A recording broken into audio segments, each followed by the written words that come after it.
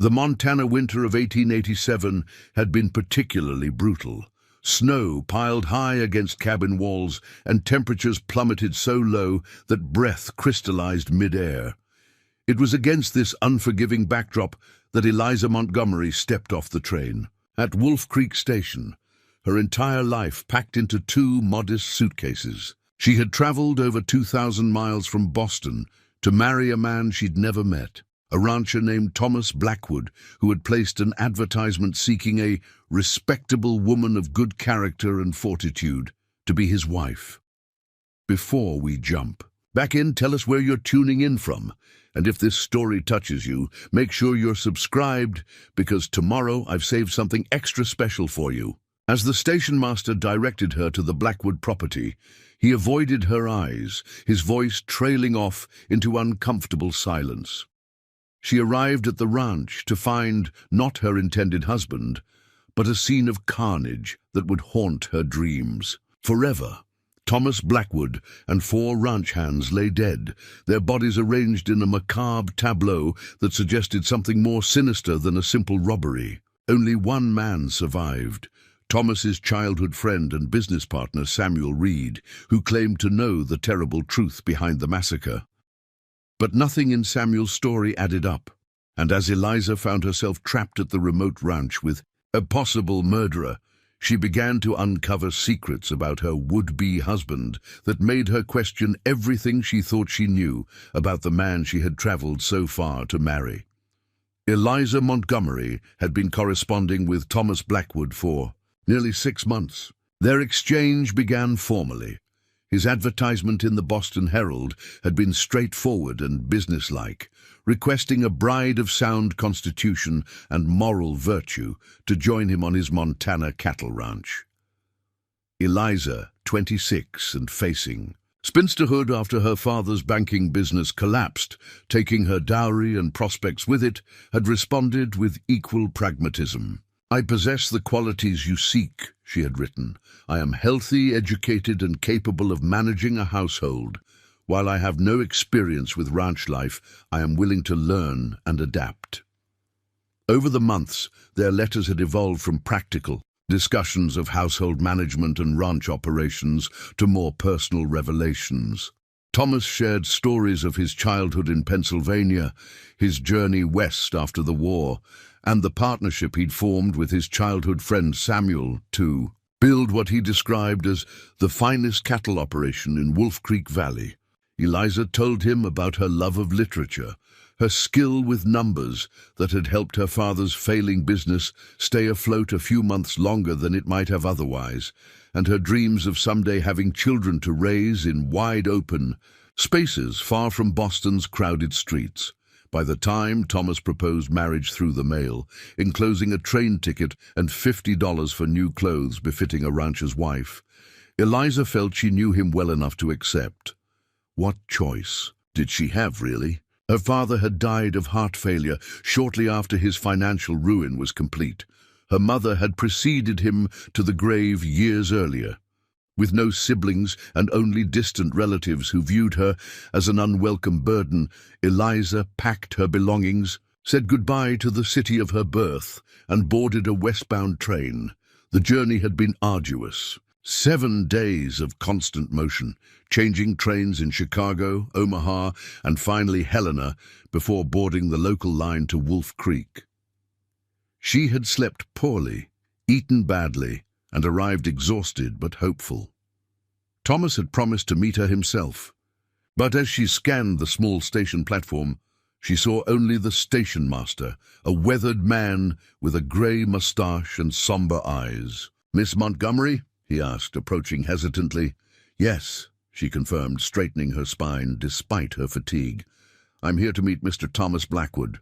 The station master removed his hat, twisting it in his hands. "I'm afraid there's been an incident at the Blackwood Ranch." Eliza's heart quickened. "What kind of incident? Is Mr. Blackwood unable to come?" "You might say that, miss." The station master cleared his throat uncomfortably. "There's a wagon waiting to take you out there. Mr. Reed, that's Mr. Blackwood's partner, he asked me to make sure you got there safely." "I don't understand," Eliza said, clutching her reticule tighter. "What's happened?" The station master replaced his hat, avoiding her gaze. "It ain't my place to say, miss. Mr. Reed will explain everything." The wagon driver was as taciturn as the station master had been evasive. Despite Eliza's increasingly pointed questions, he offered nothing more than grunts and an occasional, "Mr. Reed will tell you." The journey took nearly 2 hours. The wagon rumbling over frozen ruts in the road, winding through snow-covered hills dotted with pine and spruce. When they finally crested a rise, Eliza caught her first glimpse of what was to have been her new home. The Blackwood Ranch spread across a sheltered valley, a large 2-story house built of sturdy logs and stone dominating the center of the property. A barn, bunkhouse, and several smaller outbuildings formed a rough square around a central yard. In summer, Eliza imagined, it might be quite picturesque. But now, under leaden skies with wisps of smoke curling from the main house chimney, it looked foreboding. As they approached, Eliza noticed something else. A small crowd gathered near the bunkhouse, men on horseback, others standing in hushed groups, and something on the ground, covered with canvas tarps. The wagon had barely stopped when a tall man with copper-colored hair and a neatly trimmed beard strode toward them. He wore a heavy coat with a star pinned to its front. "Miss Montgomery?" he inquired, helping her down from the wagon with a gentle but firm hand. "I'm Sheriff Walker. I'm afraid you've arrived at a difficult time." "So I've gathered," Eliza replied, her voice steadier than she felt. "Though no one seems willing to tell me exactly what's happened, I'm here to meet my fiancé, Thomas Blackwood." The sheriff's expression softened with unmistakable pity. "I'm very sorry to be the one to tell you this, ma'am, but Mr. Blackwood is dead, murdered, along with 4 of his ranch hands." The world seemed to tilt beneath Eliza's feet. She gripped the wagon for support, dimly aware of the driver removing her luggage. "Murdered," she repeated faintly. "How? When?" "Last night, as near as we can figure. Mr. Reed found them this morning when he returned from Helena." The sheriff gestured toward a man standing apart from the others, staring out over the snow-covered pasture. Even from a distance, Eliza could see that Samuel Reed was a striking figure, tall and broad-shouldered, with dark hair and the weathered complexion of a man who spent his days outdoors. As if sensing their attention, he turned, and Eliza caught a glimpse of a strong-featured face dominated by piercing eyes. Mr. Reed was the only one spared, the sheriff continued, his voice dropping. "He was in Helena on business. Lucky for him, though some might consider it suspicious timing." "You suspect him?" Eliza asked, surprised by her own clarity of thought despite the shock. Sheriff Walker shrugged. "Whole town knows the partners had been disagreeing about the direction of the ranch. Reed wanted to expand, buy up neighboring properties. Blackwood was more cautious, especially after investing in those breeding bulls last fall. But Reed's got a solid alibi. Half of Helena saw him at the cattlemen's meeting yesterday, and he stayed at the Grand Hotel last night." "Clark confirms it," Eliza nodded, trying to process this information. The man she'd agreed to marry was dead, killed in some violent altercation. Her carefully laid plans had disintegrated in an instant. "What happens now?" she asked, practical concerns pushing through her shock. "I have no return ticket and very little money." Before the sheriff could answer, Samuel Reed approached, his stride purposeful. Up close he was even more imposing, well over 6 feet tall, with a physicality that suggested both strength and restraint. His eyes were a startling shade of blue-gray, like the winter sky reflected in ice. "Miss Montgomery," he said, his voice deeper than she had expected, with a subtle southern inflection. "I'm Samuel Reed, Tom's partner. I can't begin to express how sorry I am about these circumstances." Eliza accepted his outstretched hand, noting the calluses that spoke of hard physical labor, despite his evident position as half-owner of a substantial ranch. "Mr. Reed," she acknowledged, "I understand you found them." A shadow crossed his face. I did. I returned from Helena earlier than expected. Had a feeling something wasn't right when I saw no smoke from the chimneys. He paused, seeming to consider how much to share. It wasn't a sight any person should have to witness, let alone a lady such as yourself. Sheriff Walker cleared his throat. Miss Montgomery was just asking about her situation, given the circumstances. Of course, Reed nodded. Miss Montgomery, I want you to know that Tom spoke of you often and with great admiration. He was eagerly anticipating your arrival. He hesitated before continuing. I know this isn't what you expected, but I hope you'll consider staying at the ranch house, at least until we've sorted through this tragedy. The housekeeper, Mrs. Larson, is there now, preparing a room for you. The house was untouched by the violence. Eliza's mind raced. Stay in the home of her murdered fiancé, with his business partner, a man the sheriff seemed to consider a potential suspect, despite his alibi. But what choice did she have? Her meager funds wouldn't cover a return ticket to Boston, and she had nothing to return to in any case. Thank you, Mr. Reed, she said finally. I would appreciate that kindness while I consider my options. Reed nodded, seemingly relieved. Mrs. Larson is a good woman, bit taciturn but reliable. She'll see to your comfort.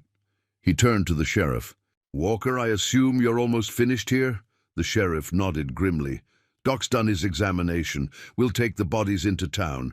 Funeral's likely the day after tomorrow, weather permitting. He glanced at Eliza.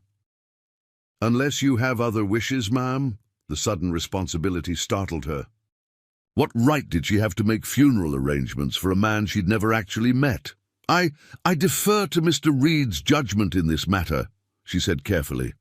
Preparing and narrating this story took us a lot of time, so if you are enjoying it, subscribe to our channel.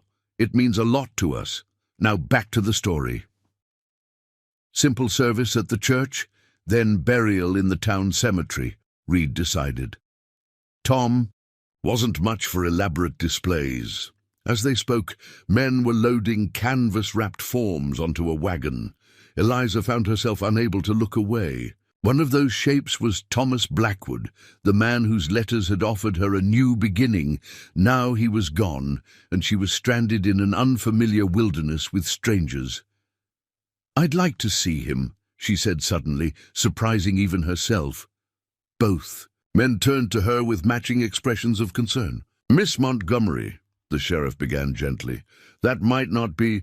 I came 2,000 miles to marry him, Eliza interrupted, a steely determination replacing her shock. I may never have met him in person, but we shared our thoughts, our histories, our aspirations. I owe him this much at least. Reed and Walker exchanged glances, and something unspoken passed between them. Very well, Reed conceded. But I should warn you, Miss Montgomery, what was done to Tom and the others, it wasn't just murder, it was butchery. Eliza swallowed hard but held her ground. I understand.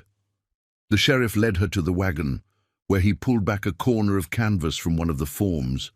Eliza steeled herself, but nothing could have prepared her for what she saw. Thomas Blackwood had been a handsome man. That much was clear, despite what had been done to him. His features matched the small tintype he had sent her, though they were now fixed in an expression of horror. But it was the manner of his death that caused Eliza to stifle a cry. Deep, jagged cuts crisscrossed his throat and chest. One arm was nearly severed at the shoulder. Jesus, Mary, and Joseph, she whispered, unconsciously invoking prayers from her childhood. Whoever did this used something like an axe or cleaver, the sheriff said quietly. Same with all 5 of them. Looks like they were taken by surprise.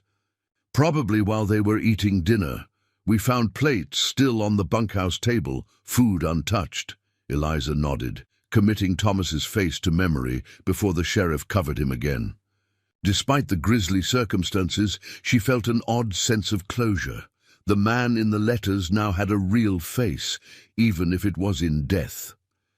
Thank you, she said softly, turning away from the wagon. Reed was waiting a respectful distance away. As Eliza approached, he offered his arm for support. "The house is this way, Miss Montgomery. I've had your belongings taken up already." The main house was impressive, far more substantial than Eliza had imagined from Thomas's descriptions. Built of massive logs with a stone foundation, it featured a wide porch wrapping around two sides and large windows that would admit plenty of light in better weather. Inside, it was surprisingly well appointed for a frontier home. Polished wood floors covered with quality rugs, a large stone fireplace dominating the main room, comfortable-looking furniture arranged in conversational groupings, Tom believed. "In comfort," Reed explained, noting her surprise. "Said a man works better when he has something pleasant to come home to." He hesitated before adding, "He was especially eager to make the house welcoming for you. Ordered new curtains from Denver last month." A plump, grey-haired woman appeared from what Eliza assumed was the kitchen, wiping her hands on an apron. Her face was lined with age and worry, her expression guarded. "Mrs. Larson," Reed introduced her. "This is Miss Montgomery, Tom's intended." The housekeeper offered a small curtsy. "Miss, I've prepared the blue room for you. Dinner will be at 6, unless you prefer a tray in your room." "Thank you," Eliza replied, suddenly aware of her exhaustion. "I think I would prefer to rest before dinner." Mrs. Larson nodded and led Eliza upstairs to a pleasant bedroom decorated in shades of blue and cream. Her luggage waited beside a chest of drawers, and a fire burned cheerfully in a small fireplace. The bed looked invitingly comfortable after days of train travel. "There's hot water in the pitcher if you'd like to freshen up," Mrs. Larson said, her tone softening slightly. "I'll bring up some tea." Left alone, Eliza sank onto the edge of the bed, the events of the day finally overwhelming her. Thomas was dead. Her carefully constructed future had vanished. She was alone in a strange house in the wilderness, surrounded by people she didn't know, in the aftermath of a brutal crime. Yet strangely, she felt no impulse to weep. Perhaps the shock was still too fresh, or perhaps her years of self-reliance after her family's downfall had hardened her against life's cruel turns. Instead, she found herself analyzing her situation with pragmatic clarity. She had little money, no immediate prospects, and no home to return to. The ranch, presumably, would now belong entirely to Samuel Reed. She would need to find employment, perhaps as a teacher if the town had a school, or as a shopkeeper's assistant. First, though, she needed to understand exactly what had happened. Here, when Mrs. Larson returned with tea, Eliza asked the question that had been foremost in her mind. "Mrs. Larson, do you have any idea who might have wanted to harm Mr. Blackwood and his men?" The housekeeper's hands trembled slightly as she set down the tray. "It's not my place to speculate, miss." "Please," Eliza pressed. "I've come all this way to marry him. Surely I have some right to know about the circumstances of his death." Mrs. Larson's weathered face showed conflict, but finally she sighed and sat in a chair near the door. "Mr. Blackwood was a good employer, fair, treated his men well, but he had enemies, same as any successful man does in these parts." "What kind of enemies?" Eliza prompted, when the woman fell silent. "There's the Porter brothers, for one. Own the next ranch over. Been trying to buy this land for years, but Mr. Blackwood wouldn't sell at any price. Then there's Hollister, runs the saloon in town. Mr. Blackwood caught him watering down the whiskey, threatening to expose him." Mrs. Larson hesitated. "And there's been trouble with some of the men, Mr. Reed hired last autumn. Rough sorts, not like the usual ranch hands." "I thought Mr. Reed and Mr. Blackwood were partners," Eliza said, catching the implication. "Wouldn't they make hiring decisions together?" Mrs. Larson's expression closed off. "As I said, miss, it's not my place. Mr. Reed is a complicated man, but he and Mr. Blackwood were like brothers, despite their differences." She stood abruptly. "I should see to dinner. Ring the bell if you need anything before then." After the housekeeper left, Eliza sipped her tea thoughtfully. Mrs. Larson had offered several potential suspects, yet seemed reluctant to implicate Reed directly despite hinting at tensions between the partners. The sheriff, too, had mentioned disagreements about the ranch's future. Eliza moved to the window, gazing out at the snow-covered landscape. The sheriff and his men had departed with their grim cargo, but she could see Reed near the bunkhouse, deep in conversation with two rough-looking men. Something about his posture suggested tension, though at this distance she couldn't make out his expression. As if sensing her observation, Reed suddenly looked up toward her window. Their eyes met briefly before Eliza stepped back, an odd shiver running through her. There was something unsettling about Samuel Reed's intense gaze, something that made her wonder if the sheriff's suspicions might have merit despite the seemingly solid alibi. She turned away from the window, her practical nature reasserting itself. Speculation without evidence was pointless. She needed facts, and to get those, she would need to be clear-headed and observant. Thomas had often commented in his letters on her logical mind and keen insights. Now those qualities might help her understand the truth behind his death. Eliza unpacked her few belongings, changed into a fresh dress, and braided her dark hair neatly. By the time Mrs. Larson rang the dinner bell, she had composed herself and prepared a mental list of questions for Samuel Reed. If she was to remain at the Blackwood Ranch, even temporarily, she needed to understand the currents of danger that seemed to flow beneath its peaceful surface. The dining room continued the theme of surprising elegance, with a polished oak table that could seat 12, a crystal chandelier hanging above it, and a sideboard holding what appeared to be fine china and silver. Reed was already seated at the head of the table when Eliza entered, and he rose immediately, coming around to hold her chair. "I hope you were able to rest, Miss Montgomery," he said as she sat. "Today has been an ordeal I wouldn't wish on anyone."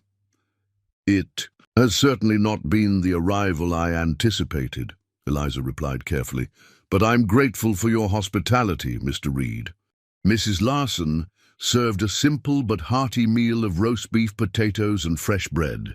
Despite her emotional turmoil, Eliza found herself hungry after days of poor train food. They ate in silence for several minutes before Reed spoke again. "I feel I should tell you more about what happened," he said, setting down his fork. "You deserve that much, having come all this way." Eliza nodded, watching his face carefully. "I would appreciate that." Reed's expression darkened. "I was in Helena for the Territorial Cattlemen's Association meeting. Should have been gone for 3 days, but I concluded my business early and rode back last night instead of waiting for morning. Got as far as Wilson's Creek before the snow picked up, so I stayed at the way station there."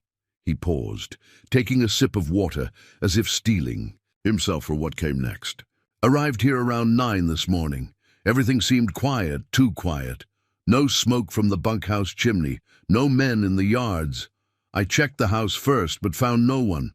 Then I went to the bunkhouse."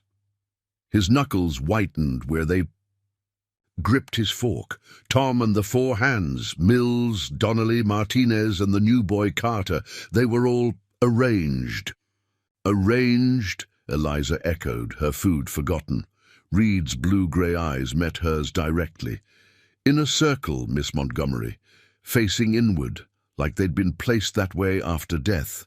Each with similar wounds, throat and chest cut multiple times with something heavy and sharp."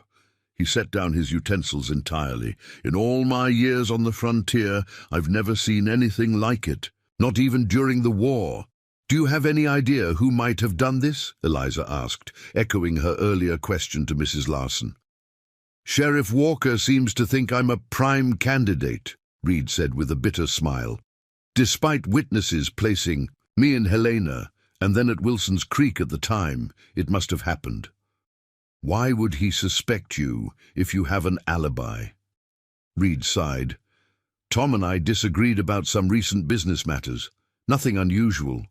Partners often have different visions, but we had a heated discussion before I left for Helena. Several of the hands overheard it.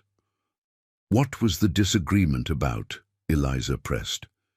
For a moment she thought he might refuse to answer, but then his shoulders slumped slightly. I wanted to borrow against the ranch to buy adjoining properties. The Porter land is available. Old man Porter died last month, and his sons want to sell. It's prime grazing land with reliable water. But Tom was cautious by nature. He'd invested heavily in those Hereford bulls last year, wanting to build up the herd before expanding further. It aligned with what both the sheriff and Mrs. Larson had told her, which lent credibility to Reed's account. But something still felt off, though Eliza couldn't quite identify what. Beyond the sheriff's suspicions, she continued, do you have any theories? Mrs. Larson mentioned the Porter brothers and someone named Hollister. Reed raised an eyebrow. Mrs. Larson has been talking, has she? Well, she's right that both have grievances against Tom. The Porters resented his success, and Hollister's been nursing a grudge since Tom called him out publicly about watering down his whiskey. He shook his head. But this wasn't a simple revenge killing. The arrangement of the bodies suggests something more deliberate, more planned. Could it have been Indians? Eliza asked, voicing a fear that had occurred to her during her journey. West? No, Reed said firmly. The local tribes have been peaceful for years. Besides, this wasn't their style of killing, and they'd have taken horses and supplies. Nothing was stolen, not even the cash box Tom kept in his desk. They fell silent as Mrs. Larson cleared the dishes and brought apple pie for dessert. After she retreated to the kitchen, Reed spoke again, his voice lower. Miss Montgomery, I want you to know that I intend to find whoever did this to Tom. He was more than my business partner. He was my oldest friend. We grew up together in Pennsylvania, fought in the same regiment during the war. I owe him my life twice over. His intensity was almost palpable. I've sent for a Pinkerton detective from Denver. In the meantime, I hope you'll consider this. Your home for as long as you need. The offer was generous, especially considering she had no claim on either Thomas or his property. Yet Eliza couldn't help wondering about Reed's motivations. Was it simple kindness, obligation to his dead partner, or something else? That's very kind, she said carefully, though I wouldn't want to impose. It's no imposition, Reed insisted. Tom would have wanted it. Besides, the truth is, I could use your help. At her questioning look, he continued, Tom kept the ranch. Books. I'm more comfortable with cattle than ledgers. From your letters he gathered you have a good head for numbers. So he had read her correspondence with Thomas. It wasn't entirely surprising. Partners in a business would naturally share important information, but it still felt like an intrusion. I do have some experience with bookkeeping, she acknowledged. My father was a banker before his business, and failed. Then it's settled, Reed said, as if the matter were decided. You'll stay at least until spring, when travel is easier. You can help with the books, and in return you'll have a safe place to live while you decide your next steps. He hesitated before adding, and perhaps you can help me understand what really happened here. A fresh perspective might see things I'm missing. The proposition was logical enough, yet Eliza sensed layers beneath Reed's straightforward offer. Was he genuinely seeking her help, or did he want to keep her close for some other reason? If he had any involvement in Thomas's death, having her under his roof would allow him to monitor what she learned or suspected. Yet what choice did she have, really? No money, no connections in this wild territory, and winter closing in. At least, here she would have shelter, food, and perhaps the opportunity to discover the truth about Thomas Blackwood's murder. Very well, Mr. Reed, she said finally. I accept your offer, at least temporarily. Something like relief flashed across his features before his usual composed expression returned. Excellent. Tomorrow, After you've rested properly, I'll show you the office and the books." He stood, signaling the end of dinner. "I should warn you, though, Miss Montgomery. Whoever killed Tom and the others is still out there. Until we know who and why, it might be safest for you to remain close to the house." Was it a warning or a threat? Eliza couldn't be certain, but she nodded agreement.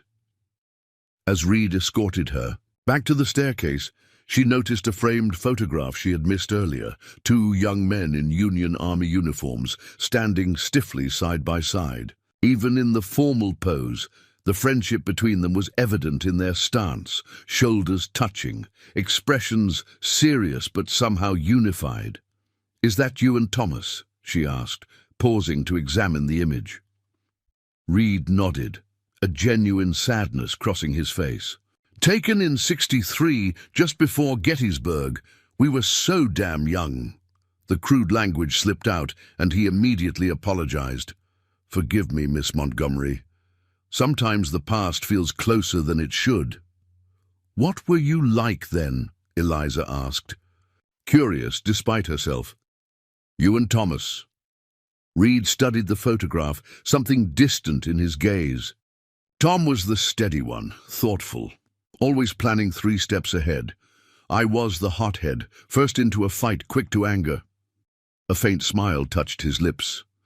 He saved me from my own recklessness more times than I can count, both during the war and after. The reminiscence seemed heartfelt, making it harder for Eliza to reconcile the man before her with someone who might have orchestrated his friend's murder. Yet she reminded herself that appearances could be deceiving. Samuel Reed remained an enigma, potentially her protector, possibly involved in Thomas's death, or maybe just another victim of circumstances beyond his control. "Good night, Mr. Reed," she said, starting up the stairs. "Thank you again for your hospitality." "Good night, Miss Montgomery," he replied, watching her ascend. "And please, call me Samuel.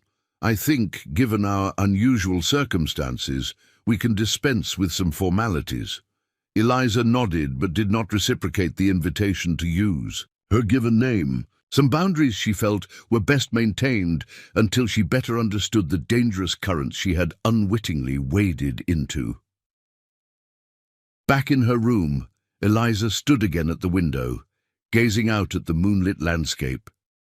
Somewhere in the darkness, surrounding this isolated ranch, was a killer, someone who had brutally murdered 5 men and arranged their bodies in some ritual fashion. Whether that person was one of the enemies Mrs. Larson had mentioned, Samuel Reed himself, despite his alibi, or some unknown threat, Eliza could not yet determine. What she did know was that her life had irrevocably changed. The safe, predictable future she had envisioned as Thomas Blackwood's wife had vanished. In its place was uncertainty, danger, and a mystery that seemed to deepen with every conversation.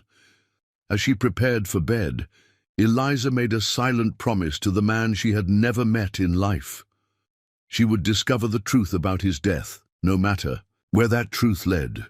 Her logical mind, the quality Thomas had most admired in their correspondence, would be her greatest asset in navigating the perilous situation she now found herself in. And perhaps, in unraveling the mystery of Thomas Blackwood's murder, she might also find a new purpose for herself in this harsh but beautiful frontier. Sleep eluded Eliza that night, each creak of the house settling, each moan of the winter wind against the windows jolted her to alertness. Twice she rose to stoke the fire, unable to shake the bone-deep chill that seemed to emanate from more than just the Montana winter. Dawn arrived with soft gray light filtering through frost-covered windows. Eliza dressed quickly in her warmest attire, a practical wool skirt and blouse, overlaid with a knitted shawl.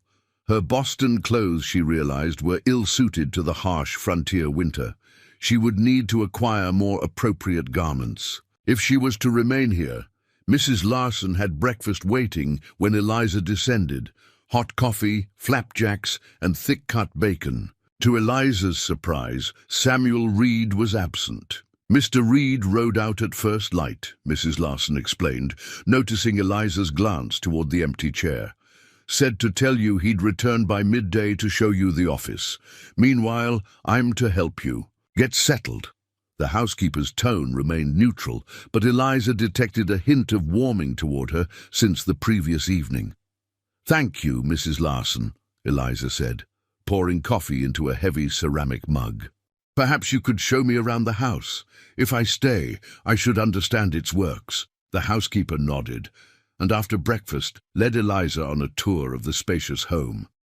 The ground floor contained the formal dining room, a well-appointed parlor, a library stocked with surprisingly varied volumes, and a study that presumably doubled as the ranch office. The kitchen was modern by frontier standards, with a large cast-iron stove and ample workspace.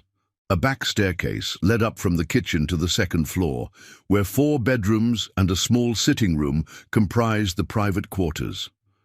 "Mr. Blackwood's room is there," Mrs. Larson said, pointing to a closed door at the end of the hall, opposite the blue room where Eliza had slept. "No one's been in since—" She trailed off uncomfortably. "And Mr. Reed?" Eliza inquired casually. "Where are his quarters?" "He has a cabin about half a mile east of the main house," Mrs. Larson replied. "Said he preferred his privacy, though he takes most meals here and uses the office for business." Interesting, Eliza thought. The partners maintained separate living quarters despite their long friendship. Perhaps their different visions extended beyond business matters. "Mrs. Larson, how long have you worked for Mr. Blackwood?" Eliza asked as they returned downstairs. 5 years come spring," the housekeeper answered. "Came out from Chicago after my husband passed. Mr. Blackwood advertised for a housekeeper, same way he did for—" She hesitated, then finished awkwardly, "for a wife." "And in that time, did you notice any particular tensions between Mr. Blackwood and Mr. Reed, or with others in the area?" Mrs. Larson busied herself straightening items on a shelf, avoiding Eliza's gaze. "They disagreed sometimes. Like Mr. Reed told you. Business matters mostly, but lately—" She paused, seeming to weigh her words. "Lately it was different, more serious." "How so?" Eliza pressed. The housekeeper sighed, abandoning pretense. "Mr. Reed brought in those new men last fall. Rough types. As I mentioned, Mr. Blackwood didn't like it, said they weren't the sort he wanted associated with his ranch." She lowered her voice despite the empty house. "One night about a month ago, I overheard them arguing. Mr. Reed said something about bigger opportunities and not having the stomach for what's necessary. Mr. Blackwood told him if that's what he wanted, he should buy out his half of the ranch and go his own way." Eliza absorbed this information carefully. Did Mr. Reed want to leave the partnership? "Not likely," Mrs. Larson said with a bitter chuckle. "Mr. Reed put in sweat equity when they started, but most of the capital came from Mr. Blackwood. The ranch would fetch 5 times what they paid for it now, but I doubt Mr. Reed has that kind of money to buy out Mr. Blackwood's share. And Mr. Blackwood's will leaves everything to his sister back east." This new piece of information startled Eliza. His sister. He never mentioned a sister in his letters. Mrs. Larson looked equally surprised. "Miss Margaret. He spoke of her often. Lives in Philadelphia with her husband, a doctor. Strange he wouldn't mention her to his intended bride." Before Eliza could respond, the sound of horses outside drew their attention. Moving to the window, Eliza saw Samuel Reed dismounting alongside another man, tall, slender, and dressed in an expensive-looking coat that seemed out of place in the rugged surroundings. "That'll be the Pinkerton man," Mrs. Larson said, peering over Eliza's shoulder. "Mr. Reed must have ridden to the station to meet the morning train." Minutes later, Reed entered with his companion. Stomping snow from their boots in the entryway, the stranger removed his hat to reveal a lean face dominated by sharp, observant eyes and a precisely trimmed mustache. Unlike Reed, who exudes physical power, this man projected a different sort of authority, cerebral, calculating. "Miss Montgomery," Reed greeted her, "may I present Mr. Nathaniel Archer of the Pinkerton Detective Agency. Mr. Archer, this is Miss Eliza Montgomery, who was engaged to marry Thomas Blackwood." The detective bowed slightly. "My condolences, Miss Montgomery. A terrible situation to arrive at." "Thank you, Mr. Archer," Eliza replied, studying him with undisguised interest. "I hope you can help uncover the truth about Mr. Blackwood's death." "That is my intention, madam," Archer said, his voice cultured and precise, suggesting Eastern education. "Mr. Reed has briefed me on the basic facts, but I would value hearing your observations as well when convenient." "Miss Montgomery only arrived yesterday," Reed reminded him, "after the bodies were removed." "Nevertheless," Archer countered smoothly, "fresh eyes sometimes notice what familiarity overlooks, and as Mr. Blackwood intended, she may offer insights into his state of mind through their correspondence." Reed looked as if he might object, but instead nodded curtly. "Mrs. Larson, could you prepare coffee for us in the study? Miss Montgomery, if you're ready, I can show you the office now, and perhaps afterward you might speak with Mr. Archer." The study proved to be a well-organized space, dominated by a large desk of polished oak. Bookshelves lined one wall, filled with volumes on cattle breeding, land management, and territorial law, interspersed with what appeared to be personal journals. A cabinet contained various ledgers and files, all neatly labeled in a precise. "And Tom was methodical to a fault," Reed commented, noticing Eliza's appraisal of the orderly room. "Every receipt, every expense, every head of cattle logged and accounted for." He moved to the desk and opened the central drawer, extracting a leather-bound ledger. "This is the main accounting book. Records of all transactions, payroll, purchases, sales." He handed it to Eliza, who opened it carefully. The entries were indeed meticulous, recorded in a neat script she recognized from Thomas's letters. She leafed through the pages, scanning recent entries with a banker's daughter's practiced eye. "The last entry is from 3 days ago," she noted. "The day before the incident, a payment to someone named Wilson for winter feed." Reed nodded. "Tom must have made it just before." He left the sentence unfinished, but his expression darkened.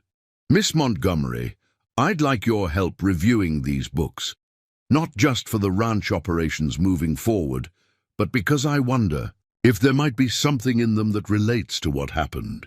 "What do you mean?" Eliza asked. Reed hesitated, then continued in a lower voice. "Tom was worried about something these past few weeks, spending more time with these books, checking figures repeatedly. When I asked what he was looking for, he was evasive." "You think he found financial irregularities?"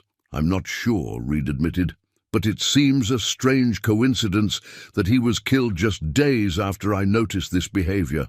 A soft knock interrupted them as Mrs. Larson entered with a tray bearing coffee and cookies. Reed thanked her and waited until she had departed before continuing. "There's something else you should know," he said, voice still low. "Something I haven't told Sheriff Walker or even Archer yet." He moved to a landscape painting on the wall and swung it aside to reveal a small wall safe. Dialing the combination, he opened it and removed an envelope. "I found this yesterday after the sheriff left. It was hidden in a compartment beneath Tom's desk drawer." Reed handed the envelope to Eliza. It was addressed simply to Reed in Thomas's handwriting. Inside was a single sheet of paper containing a brief note. "Reed, if you're reading this, something has happened to me. The discrepancies I've found suggest someone close to our operation is involved in something dangerous. Trust no one until you verify Porter's claim about the North Valley site. The surveyor's report is hidden where we camped that first winter, Tom. What does it mean?" Eliza asked, rereading the cryptic message. "What discrepancies? And what about the North Valley?" Reed shook his head, genuine confusion evident in his expression. "I don't know. Old man Porter approached Tom about 2 months ago, wanting to meet privately. Tom never told me what they discussed. As for the North Valley, it's a remote section of the ranch, nearly inaccessible in winter. We camped there when we first arrived in Montana before building this house." He ran a hand through his dark hair. "I plan to ride up there today, but with the snow and Archer's arrival, it will have to wait." Eliza studied Reed's face, trying to gauge his sincerity. Either he was truly baffled by Thomas's note, or he was an exceptional actor. The message implied Thomas had suspected danger from someone close to our operation, which could certainly include Reed himself. Yet Reed had voluntarily shown her the note, which seemed an odd choice if he was involved in Thomas's death. "Why?" "Show me this," she asked directly. "Why not the sheriff or Mr. Archer?" Reed considered the question. "Because Tom trusted you," he said finally, "enough to ask you to travel across the country to marry him, and because I need someone I can trust too. Walker suspects me despite my alibi, and Archer works for whoever pays him, but you have no reason to protect anyone involved in this. Your only loyalty is to finding the truth about what happened to Tom." His logic was sound, yet Eliza remained cautious. "I'll help review the books," she agreed, "and I'll keep this note confidential for now, but I reserve judgment about what it means until we have more information." Reed nodded, seeming satisfied with her response. "Fair enough. Now, I believe Archer is waiting to speak with you." The Pinkerton detective had made himself comfortable in the parlor, notebook in hand, a cup of coffee steaming on the table beside him. He rose as Eliza entered, waiting for her to be seated before resuming his own chair. "Miss Montgomery," he began without preamble, "I understand your relationship with the deceased was conducted entirely through correspondence. Might I ask how long you had been writing to each other?" "6 months," Eliza replied. "Since last June." "And in that time, did Mr. Blackwood ever express concerns for his safety, mention enemies or threats?" Eliza considered the question carefully. "Not explicitly. He mentioned business rivals, the Porter family most prominently, but never in terms that suggested personal danger." Archer made a note. "According to Mr. Reed, you are a cautious man by nature. Would you agree with that assessment based on your correspondence?" "Yes," Eliza nodded. "He was methodical in his thinking, careful with his plans. It was one of the qualities that—" She paused, surprised by a sudden constriction in her throat.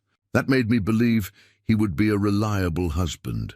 The detective's gaze softened momentarily. "Of course. My apologies for reopening fresh wounds." He cleared his throat. Mr. Reed also mentioned that Blackwood had recently seemed preoccupied with the ranch accounts. "Did he ever mention financial concerns in his letters?" "No," Eliza said firmly. "In fact, he often spoke of the ranch's prosperity. The new breeding stock he purchased last fall was quite expensive, but he described it as an investment in the future, not a financial strain." "Interesting," Archer murmured, making another note. "One final question for now, Miss Montgomery. Did Mr. Blackwood ever mention his sister in Philadelphia?" The question caught Eliza off guard, though she'd just learned of Margaret's existence from Mrs. Larson. "No," she admitted. "He never mentioned any family still living." The detective's eyebrows rose slightly. "Curious omission, wouldn't you say, for a man corresponding with his future wife?" Before Eliza could respond, the front door burst open, admitting a blast of cold air and a snow-dusted Sheriff Walker. His normally composed face was taut with tension. "Reed!" he called sharply, then stopped short upon seeing Eliza and Archer in the parlor. "Pardon, Miss Montgomery. Where's Reed?" "In the study, I believe," Eliza replied, rising. "Is something wrong, Sheriff?"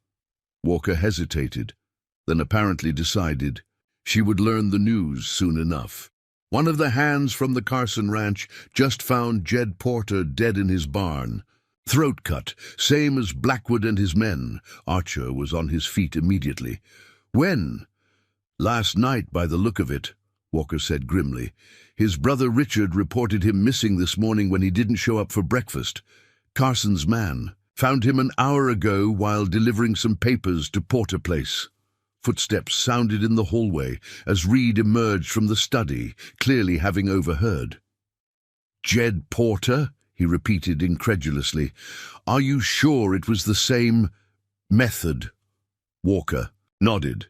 "Same type of wounds, though he wasn't arranged like your men were. Just left where he fell." His eyes narrowed. "Where were you last night, Reed?" Reed's jaw tightened. "Right here, Sheriff. Mrs. Larson can confirm I didn't leave the house after dinner. As can Miss Montgomery, whose room is directly across from the staircase. I would have had to pass her door to exit the house." All eyes turned to Eliza expectantly. She realized with a jolt that Reed was asking her to provide him an alibi, though she had no way of knowing if he had actually remained in the house all night. The back stairs from the kitchen would have allowed him to leave without passing her door. Yet if Reed was involved in the Porter murder, why draw attention to her as a potential witness? It would make more sense to simply claim he had been in his cabin, where no one could verify his whereabouts. "I was awake much of the night," she said carefully. "The house makes unfamiliar sounds, and recent events have left me unsettled. I heard no one in the hall." It wasn't exactly confirming Reed's alibi, but neither was it disputing his claim. Walker seemed to accept her statement with a curt nod. "I need to speak with Mrs. Larson," he said. "Then I'll ride out to Porter Place. Archer, you're welcome to accompany me if your employer approves." He cast a pointed glance at Reed. "By all means," Reed agreed. "That's why I brought Mr. Archer here, to investigate these murders. The more he sees, the better." After Walker and Archer departed to question Mrs. Larson, Reed turned to Eliza with an unreadable expression. "Thank you," he said quietly. "For what?" she asked, meeting his gaze steadily. "For not saying you specifically didn't hear me in the hallway. Walker already suspects me. If you had said you were awake all night and heard nothing, he might have taken that as evidence I snuck out." "Did you?" Eliza asked directly. "Leave the house last night?" Reed held her gaze. "No, Miss Montgomery, I did not. I was in my room, reviewing papers Tom left in the study. I have no reason to harm Jed Porter or anyone else." Eliza studied him, wishing she could discern the truth in his steady, blue-gray eyes. "Mr. Porter's death changes things, doesn't it? If the same killer is responsible, it suggests a connection between his death and what happened here." "Yes," Reed agreed, his expression thoughtful. "And it means Tom's note takes on new significance. He mentioned Porter specifically, said to verify his claim about the North Valley." He lowered his voice. "Now, both Tom and Porter are dead, and neither can tell us what that claim was." "The surveyor's report might," Eliza pointed out. "The one Thomas said was hidden at your old campsite." Reed nodded. "I'll head up there tomorrow at first light. The valley is treacherous in winter. Steep trails, risk of avalanche. Better to have a full day for the journey." He hesitated. "Perhaps you should come with me." The invitation surprised her. "Why?" "Because I'm not convinced you're safe here," Reed said bluntly. "Two men connected to whatever Tom discovered are already dead. If the killer is targeting anyone who knows about the North Valley situation, you might be at risk if left alone." "But I don't know anything about it," Eliza protested. "The killer might not be certain of that," Reed countered, "and I'd rather not risk your safety. Besides, a second pair of eyes might help locate Tom's hiding place. It's been years since we camped there." Eliza weighed her options. Remaining at the ranch alone might indeed be dangerous if Reed's theory was correct. Yet traveling to a remote valley with a man she barely knew, a man the sheriff considered a suspect despite his alibis, carried its own risks. "I'll consider it," she said finally. After I've had more time to review the ledgers, perhaps they contain some clue about these discrepancies Thomas mentioned. Reed accepted her non-committal response with a nod. Fair enough. But whatever. You decide. Be cautious. Don't mention Tom's note or the North Valley to anyone. Not Walker, not Archer, not even Mrs. Larson. After Reed left to oversee the remaining ranch hands' afternoon duties, Eliza returned to the study. She spent hours poring over the meticulously kept ledgers, searching for any irregularity that might have concerned Thomas. As the short winter day waned toward darkness, her eyes grew tired from the strain of deciphering entries in the dim lamplight. She was about to stop for the evening when a small discrepancy caught her attention.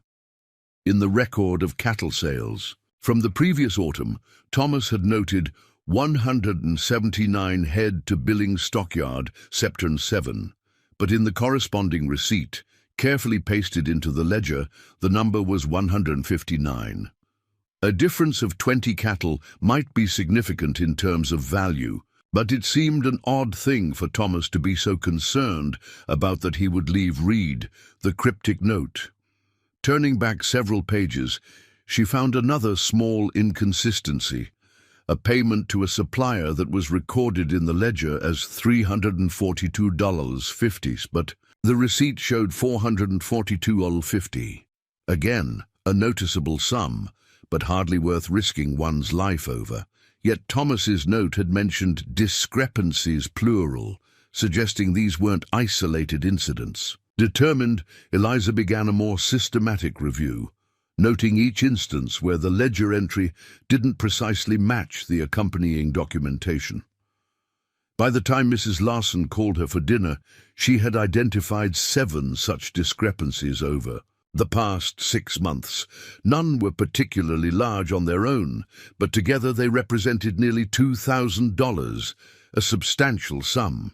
More intriguingly, all involved transactions where Reed had signed the receipts in Thomas's absence. As she made her way to the dining room, Eliza's mind raced.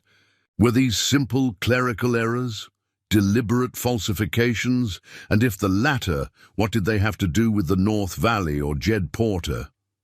The connection remained elusive, yet she couldn't shake the feeling that understanding these financial irregularities was key to unraveling the mystery of Thomas's death.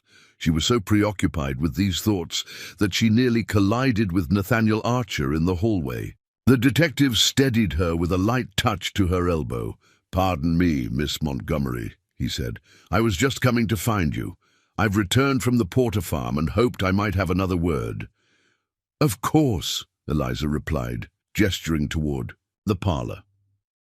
"Although Mrs. Larson has called us to dinner. Perhaps afterward?" "This won't take long," Archer assured her, following her into the parlor. Once they were seated, he leaned forward slightly. "Miss Montgomery, I wonder if Mr. Blackwood ever mentioned survey work in his letters, particularly regarding the northern section of the ranch?" The question was too closely aligned with what she and Reed had just discussed to be coincidental. Had Reed shared Thomas's note with Archer after all? Or had the detective uncovered the connection between the North Valley and Jed Porter through his investigation at the Porter farm? Deciding caution was warranted, Eliza shook her head. "No, Mr. Archer. Our correspondence focused primarily on domestic matters and general ranch operations. He rarely discussed specific land parcels." Archer studied her face, as if trying to detect deception. "I see. It's just that Richard Porter mentioned his brother had been quite agitated about something discovered in that area. A mineral deposit, perhaps, or some other valuable resource." "Mineral deposit?" Eliza echoed, genuinely surprised. "I thought this was cattle country." "Primarily, yes," Archer nodded, "but Montana Territory has seen its share of mining operations. Gold, silver, copper.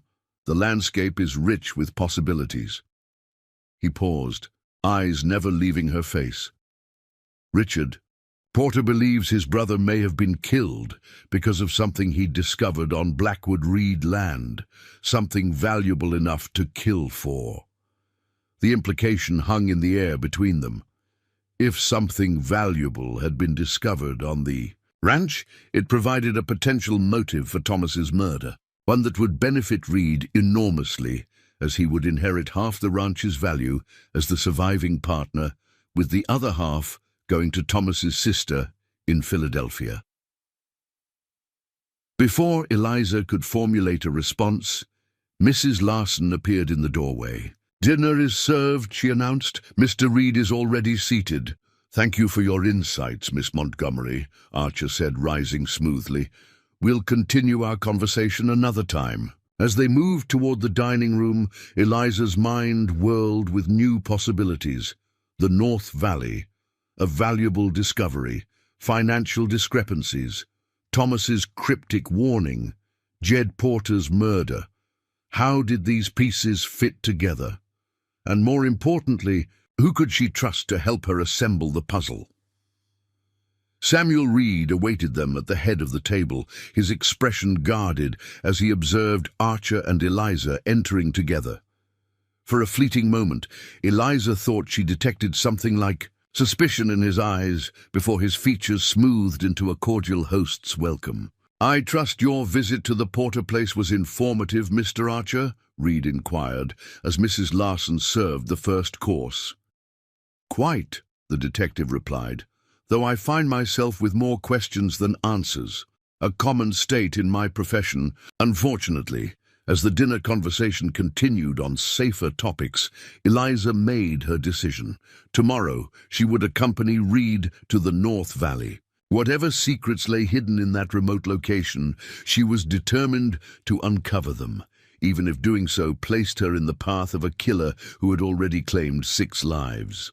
Dawn broke with bitter cold and a sky promising more snow. Eliza dressed. In her warmest clothes, supplemented by a heavy coat, gloves and boots Mrs. Larson had provided, items left behind by Thomas's previous housekeeper. They were slightly too large, but would protect her from the elements better than her city attire. She descended to find Samuel Reed in the kitchen, packing provisions into a small knapsack. He wore practical wilderness gear, a sheepskin coat, buckskin gloves, and a hat with fur-lined ear flaps. A rifle leaned against the wall nearby. "You decided to come," he observed, looking up at her entrance. "I did," Eliza confirmed. "If Thomas hid something important enough to die for, I want to know what it is." Reed nodded, seemingly pleased with her decision. "Mrs. Larson prepared coffee and biscuits for us. We should eat before we leave. It's a 4-hour ride to the North Valley. In good conditions, longer with the snow." As they ate, Eliza noted the absence of both Mrs. Larson and Nathaniel Archer. "Where is everyone?" she asked. "Mrs. Larson drove into town for supplies," Reed explained. "Archer left at first light, said he wanted to interview Richard Porter again." His expression grew serious. "I told them both we were checking fence lines on the south pasture, the opposite direction from where we're actually going. Safer that way." The mention of safety reminded Eliza of the danger they potentially faced. "Do you think whoever killed Thomas and Jed Porter might still be watching the ranch?" Reed shrugged, his hand unconsciously moving to the pistol holstered at his hip. "I can't discount the possibility, but we'll be careful, avoid the main trails where we can." They departed as the sun crested the eastern hills, riding west before doubling back north through a series of narrow valleys. Reed set a steady pace, occasionally glancing back to ensure Eliza was managing the challenging terrain.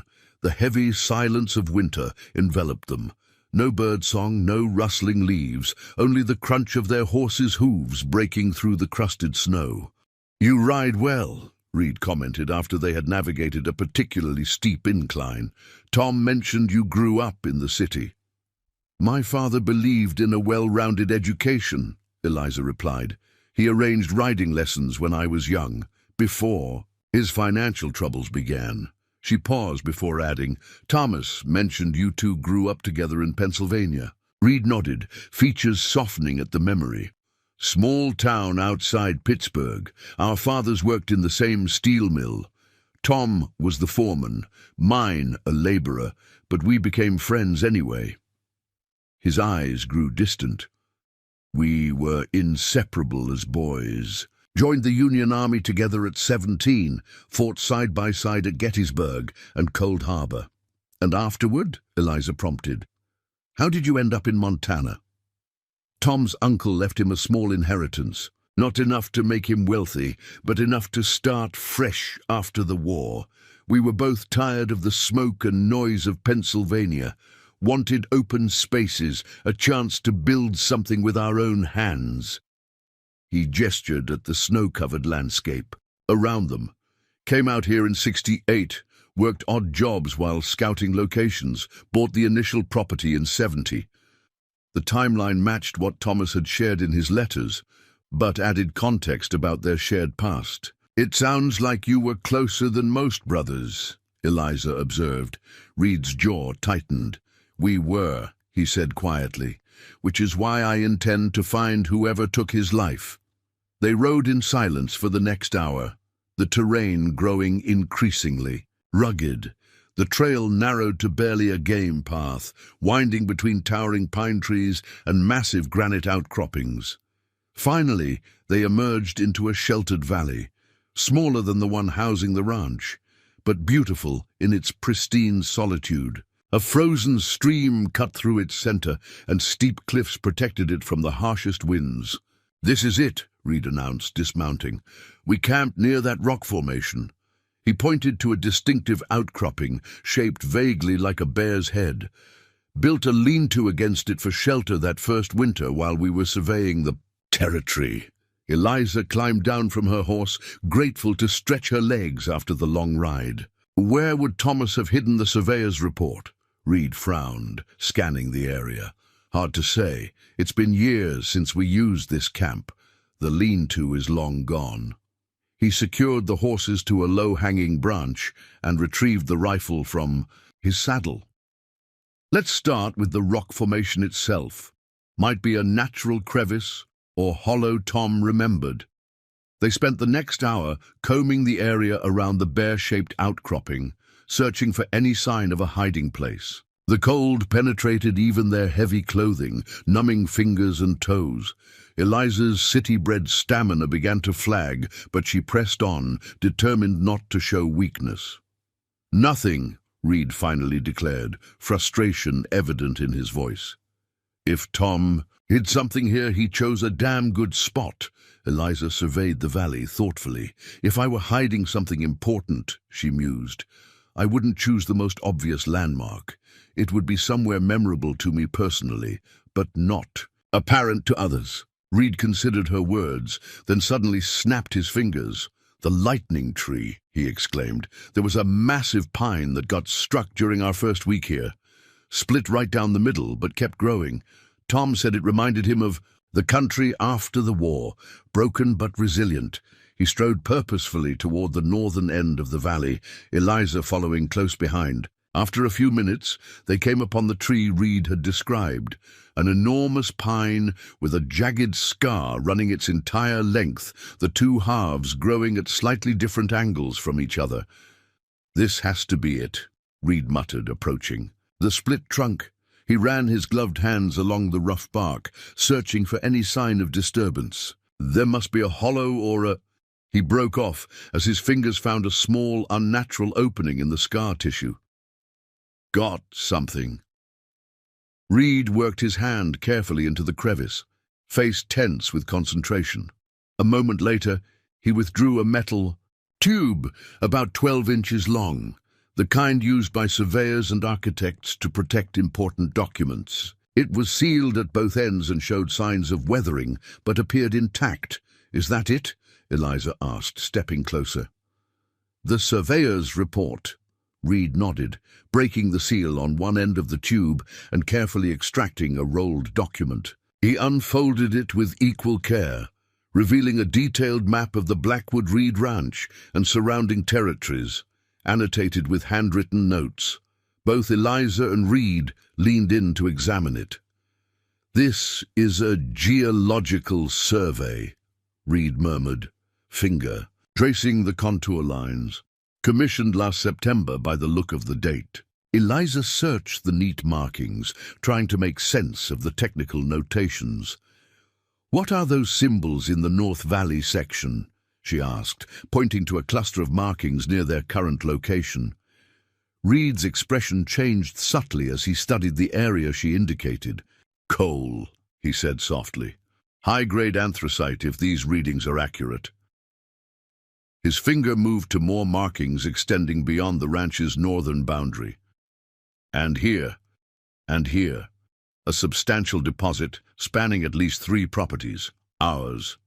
The Porter land and the unclaimed territorial section beyond. "Coal," Eliza repeated, the pieces suddenly falling into place. "That's what Jed Porter discovered. That's what Thomas meant by Porter's claim about the North Valley." Reed nodded. Slowly, his gaze still fixed on the map. With the Northern Pacific Railroad pushing west, coal like this would be worth a fortune. Fuel for locomotives, for industry. "We're sitting on millions." His voice dropped to a near whisper. God almighty, no wonder Tom was killed. The implications hung between them. A coal deposit of this magnitude would transform the value of the land it sat beneath. The Blackwood Reed Ranch, already successful as a cattle operation, would be worth exponentially more with confirmed coal reserves.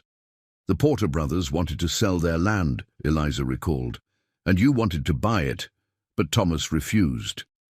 Reed's eyes snapped to hers, suddenly guarded. "I wanted to expand our grazing territory. I had no idea about this coal deposit." "But someone did," Eliza pressed. "Someone who knew the land contained coal and wanted to acquire it before that fact became public knowledge." She paused, a new thought occurring. "The discrepancies I found in the ledgers, could they be connected? Someone siphoning money to purchase nearby properties secretly?" Reed's expression darkened. "What discrepancies?"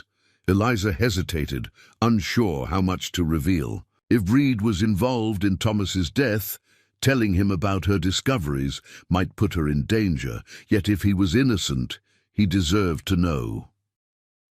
"Several transactions over the past 6 months don't match their receipts," she explained carefully. "Cattle sales, supply purchases, small amounts individually, but significant in total. And you think I'm responsible," Reed stated flatly, "because I signed most of those receipts." Before Eliza could respond, the sharp crack of a rifle shot echoed through the valley. Reed grunted and staggered, clutching his upper arm as blood blossomed against his coat sleeve. "Get down!" he shouted, grabbing Eliza and pulling her toward the shelter of the split tree. Another shot splintered bark inches from where they crouched. "Give me the map and the girl, Reed," a voice called from the ridgeline above them. "Do that, and I might let you live." Eliza peered cautiously around the tree trunk, trying to locate the shooter. A movement on the western ridge caught her eye, a man with a rifle partially concealed behind a boulder. "Richard Porter," Reed hissed, his face contorted with pain as he pressed his hand against his wounded arm. Tom suspected he was behind the financial irregularities. Must have been embezzling ranch funds to buy land parcels over the coal deposit. "But you said the Porter brothers wanted to sell their land," Eliza whispered, confused. "A ruse," Reed grimaced. "Richard likely killed his brother Jed when he discovered the coal and refused to participate in whatever scheme Richard had concocted." He extracted his pistol with his uninjured hand.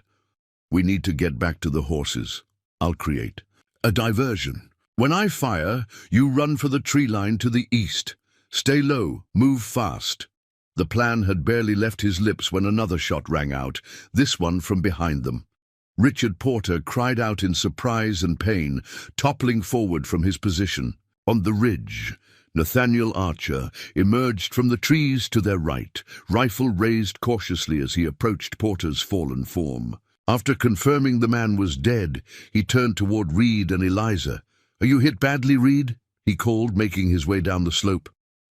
"Flesh wound," Reed replied, though his pallor suggested the injury was more serious than he claimed.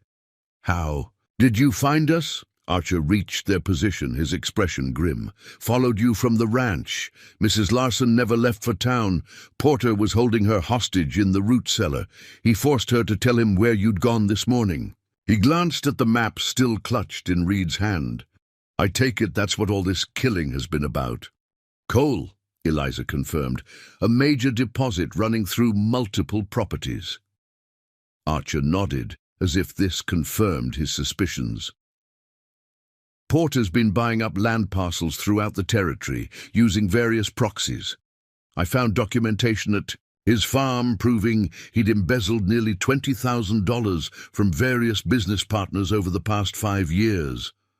The detective handed Reed a handkerchief to bind his wound. He must have discovered the coal deposit months ago and been positioning himself to control as much of it as possible. And when Thomas found discrepancies in the books, Eliza continued, the picture becoming clearer, he became a threat to Porter's scheme." "Yes," Archer agreed. "Blackwood was killed to silence him, and the ranch hands were collateral damage, witnesses who couldn't be left alive. Porter likely arranged the bodies in that ritual fashion to make the killings seem like the work of a lunatic, diverting suspicion from himself." "And Jed Porter?" Reed asked, wincing as he tightened the makeshift bandage. "Probably discovered his brother's involvement and threatened to expose him," Archer surmised. "Richard couldn't allow that." Eliza processed this information. Relief washing over her as the mystery's solution became apparent. So Thomas was killed because he discovered the financial irregularities and was close to exposing Richard Porter's scheme. "It appears so," Archer confirmed, helping Reed to his feet. "We should get back to the ranch. That wound needs proper attention, and we need to inform Sheriff Walker about Porter's involvement." As they made their way back to the horses, Eliza found herself watching Reed with lingering uncertainty. His explanation about wanting to buy the Porter land for grazing had seemed sincere, yet doubt remained. Had he truly been ignorant of the coal deposit? Or had he been working with Richard Porter only to be double-crossed? Reed caught her questioning gaze and held it steadily, despite his obvious pain. "I didn't know, Eliza," he said quietly. "About the coal, about Porter's embezzlement. None of it. I would never have betrayed Tom that way." Something in his eyes, vulnerability perhaps, or simple exhaustion, convinced her of his sincerity. Thomas had trusted this man for decades.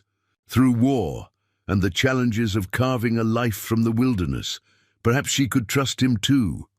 "I believe you," she said finally. "And I think Thomas would want his partner to develop this discovery, to build the legacy you both dreamed of." Reed's expression softened with visible relief. "And what about you?" he asked. "Will you stay at least until spring? The ranch needs someone with your head for figures, especially now." Eliza considered the question as they mounted their horses for the journey home. The life she had imagined. With Thomas was gone forever, but perhaps a different future awaited her in this harsh but beautiful land. One where she might help build something lasting from the foundation Thomas had left behind. "Yes," she decided, "I'll stay." The winter sky had begun to clear as they rode from the valley, pale sunlight glinting off the pristine snow. Ahead lay uncertainty, the challenge of healing wounds both physical and emotional, and the complex task of bringing Thomas's killers to justice. But for the first time since arriving in Montana, Eliza felt something like hope stirring within her, a sense that perhaps she had found her place after all, in this wild country so far from where her journey had begun. 3 weeks passed. February settled over Wolf Creek Valley with its full Arctic fury, bringing howling blizzards that confined everyone to the ranch house for days at a time. Reed's wound healed slowly but steadily under Mrs. Larson's capable care, though he remained paler than usual and tired easily. Sheriff Walker had arrested 2 of Richard Porter's associates, ranch hands who had helped him embezzle funds and later assisted in covering up Thomas's murder. Their testimony confirmed what Archer had pieced together. Porter had discovered the coal deposit months earlier and devised an elaborate scheme to acquire all the land above it before news of the discovery became public. Thomas's funeral had been a simple affair in the Wolf Creek Church, attended by nearly everyone in the small community. Eliza had been touched by the genuine grief displayed by those who had known him, reinforcing her sense that she would have found happiness with the thoughtful, principled man whose letters had brought her west. The matter of Thomas's will had been settled swiftly. As expected, his sister Margaret inherited his half of the ranch, while Reed retained his partnership share. An unexpected codicil, however, had named Eliza as the beneficiary of a modest trust fund Thomas had established to provide for her future security, whether as my wife or in pursuit of her own path. The gesture had moved her deeply, confirming Thomas's consideration extended beyond mere correspondence. On this particular morning, Eliza sat in the study, composing a letter to Margaret Blackwood in Philadelphia. The 2 women had exchanged several telegrams since Thomas's death, and Eliza had been surprised by Margaret's warmth and obvious affection for her brother. Now they were planning to meet when travel became feasible in the spring. A knock at the open door drew her attention. Reed stood there, arms still in a sling, but looking stronger than he had in days. "Am I interrupting?" he asked. "Not at all," Eliza replied, setting aside her pen. "I'm just writing to Margaret about the coal discovery and what it might mean for the ranch's future." Reed nodded and entered, settling into the chair opposite her desk, Thomas's desk, though she had come to think of it as her own these past weeks. "That's actually what I wanted to discuss. Archer's heading back to Denver tomorrow, and I've been considering his advice about how to proceed with the coal deposit. Since the confrontation in the North Valley, Nathaniel Archer had remained at the ranch, partly to fully document the case against Porter's accomplices, and partly because the continuing snowstorms had made travel difficult. His expertise had proven invaluable as they assessed the implications of the coal discovery. "What did he recommend?" Eliza asked. "That we partner with a reputable mining operation rather than try to develop the deposit ourselves," Reed explained. "Neither of us knows anything about coal extraction, and it would require substantial capital investment." He ran his hand through his dark hair, a gesture Eliza had come to recognize as a sign of thoughtful consideration. "Margaret has agreed, by telegraph at least. She'll retain her share of both the ranch and any mining proceeds, but leave the management decisions to us." The casual "us" caught Eliza's attention. Over the past weeks, Reed had increasingly included her in discussions about the ranch's future, valuing her financial acumen and practical suggestions. From initial wariness, their relationship had evolved into a cautious partnership born of shared trauma and mutual respect. "That seems sensible," she agreed, "though I imagine some of the local cattle operations won't be pleased about a mine opening in the valley." Reed smiled slightly. "Change is inevitable out here. The frontier isn't what it was even 5 years ago. Railroads, telegraphs, more settlers every month. We adapt or we disappear." He paused, seemingly gathering his thoughts. "Which brings me to another matter I've been meaning to discuss with you." Eliza felt a sudden flutter of anticipation, though she kept her expression neutral. "Oh, your plans," Reed clarified. "Spring will be here in a month or so. Travel will be possible again. You mentioned staying until then, but I wondered if you've given thought to what comes after." The question wasn't unexpected. Eliza had been contemplating her future almost daily, weighing options and possibilities. The trust fund Thomas had left her provided freedom to choose. She could return east, perhaps to Philadelphia, where Margaret had offered her a place to stay. Or she could remain in Montana Territory, possibly in Wolf Creek itself, where the small school was in need of a teacher. Or she could stay at the ranch, working alongside Reed as they developed both the cattle operation and the new mining venture. This last option had occupied her thoughts with increasing frequency, though she hesitated to acknowledge why. "I've considered several possibilities," she said carefully.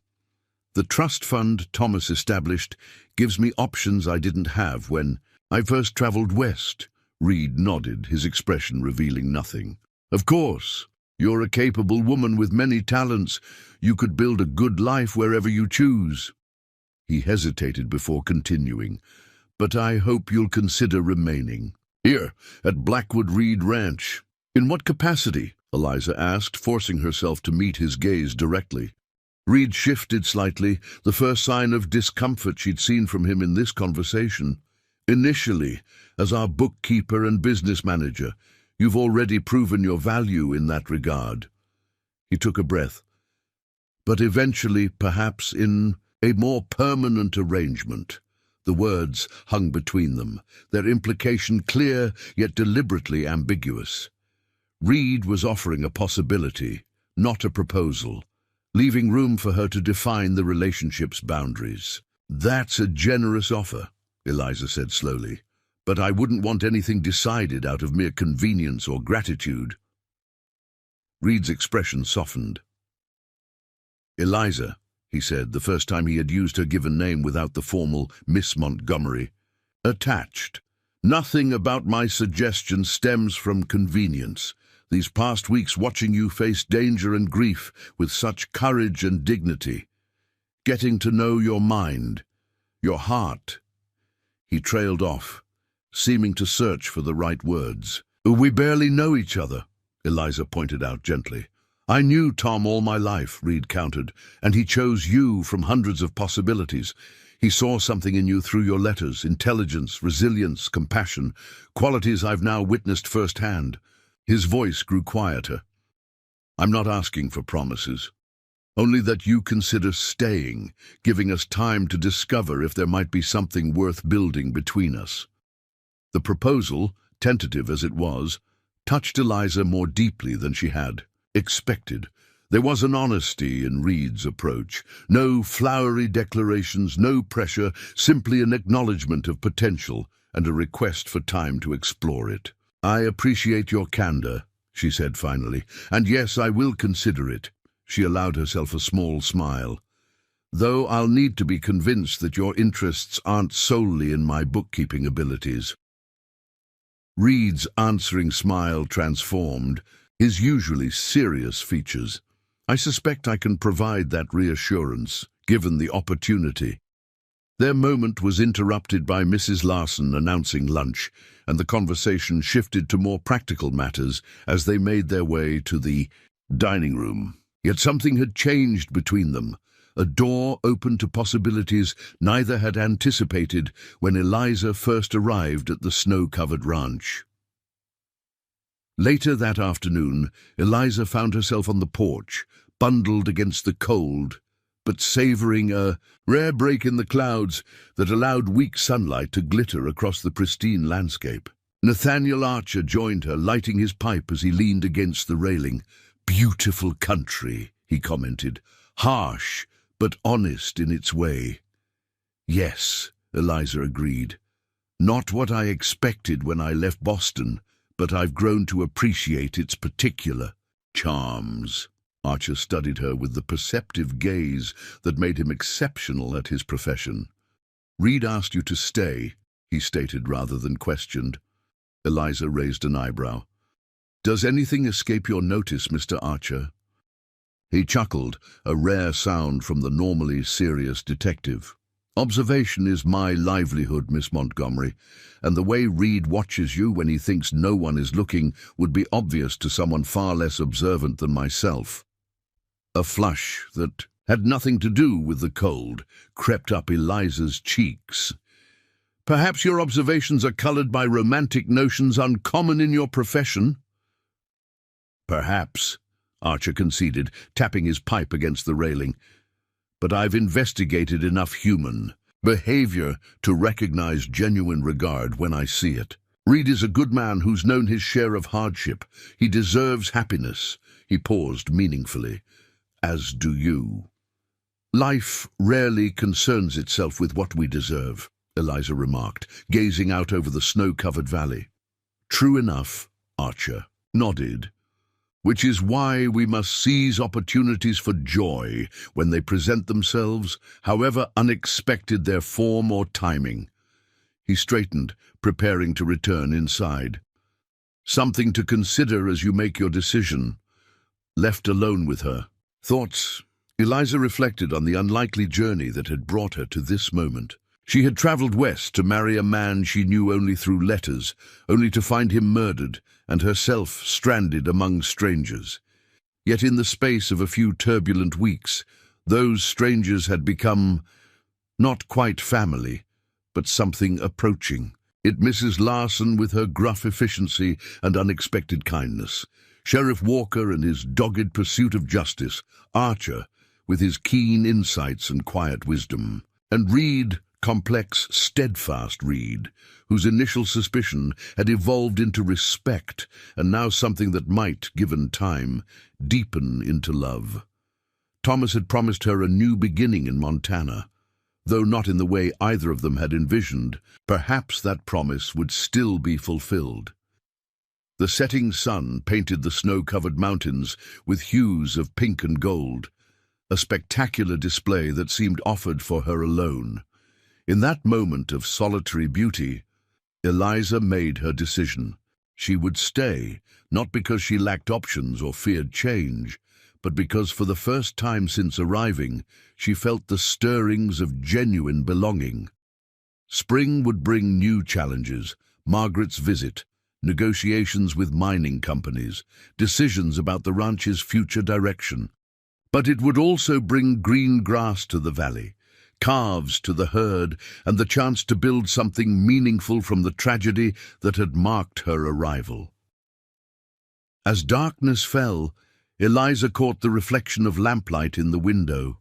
Reed moving. About the parlor, stoking the fire against the evening chill. Watching him, she felt a sense of rightness, of possibilities waiting to unfold. The path ahead was uncertain, but no longer frightening. Tomorrow she would tell him her decision. Tonight she would savor the quiet certainty that had settled in her heart, as enduring as the mountains that stood sentinel over the valley she was beginning to call home. April brought the first genuine thaw to Wolf Creek Valley. Snow retreated, up the mountainsides, revealing tender shoots of new grass beneath. Creeks swelled with meltwater, their surfaces glittering in strengthening sunlight. The ranch awakened from its winter dormancy as cattle were moved to fresh pastures, and repairs commenced on structures damaged by the harsh season. Eliza stood on the porch, savoring the warm breeze that carried hints of pine and damp earth. 3 months had passed since she'd first arrived at Blackwood Reed Ranch, a mail-order bride with modest expectations and practical ambitions. The woman who now surveyed the bustling activity of the ranch yard bore little resemblance to that cautious traveler. Her face had tanned slightly from outdoor work. Her hands had grown accustomed to tasks beyond ledger entries and correspondence, and her spirit had found an unexpected resilience in this wild country.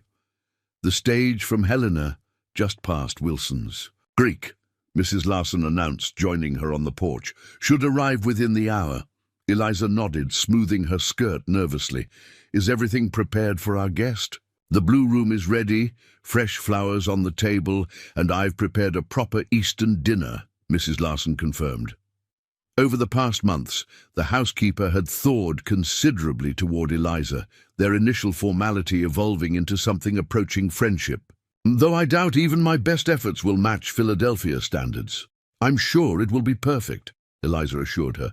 From Margaret's letters, she seems quite eager to experience genuine frontier hospitality. The impending arrival of Thomas's sister had occupied much of Eliza's thoughts in recent days. Their correspondence had grown increasingly warm, united by shared grief and curiosity about one another. Margaret Blackwood Wells, 10 years Thomas's senior and now in her 40s, had expressed no interest in selling her inherited share of the ranch. Instead, she seemed genuinely invested in understanding the place her brother had chosen to build his life and legacy. The sound of hoofbeats drew Eliza's attention.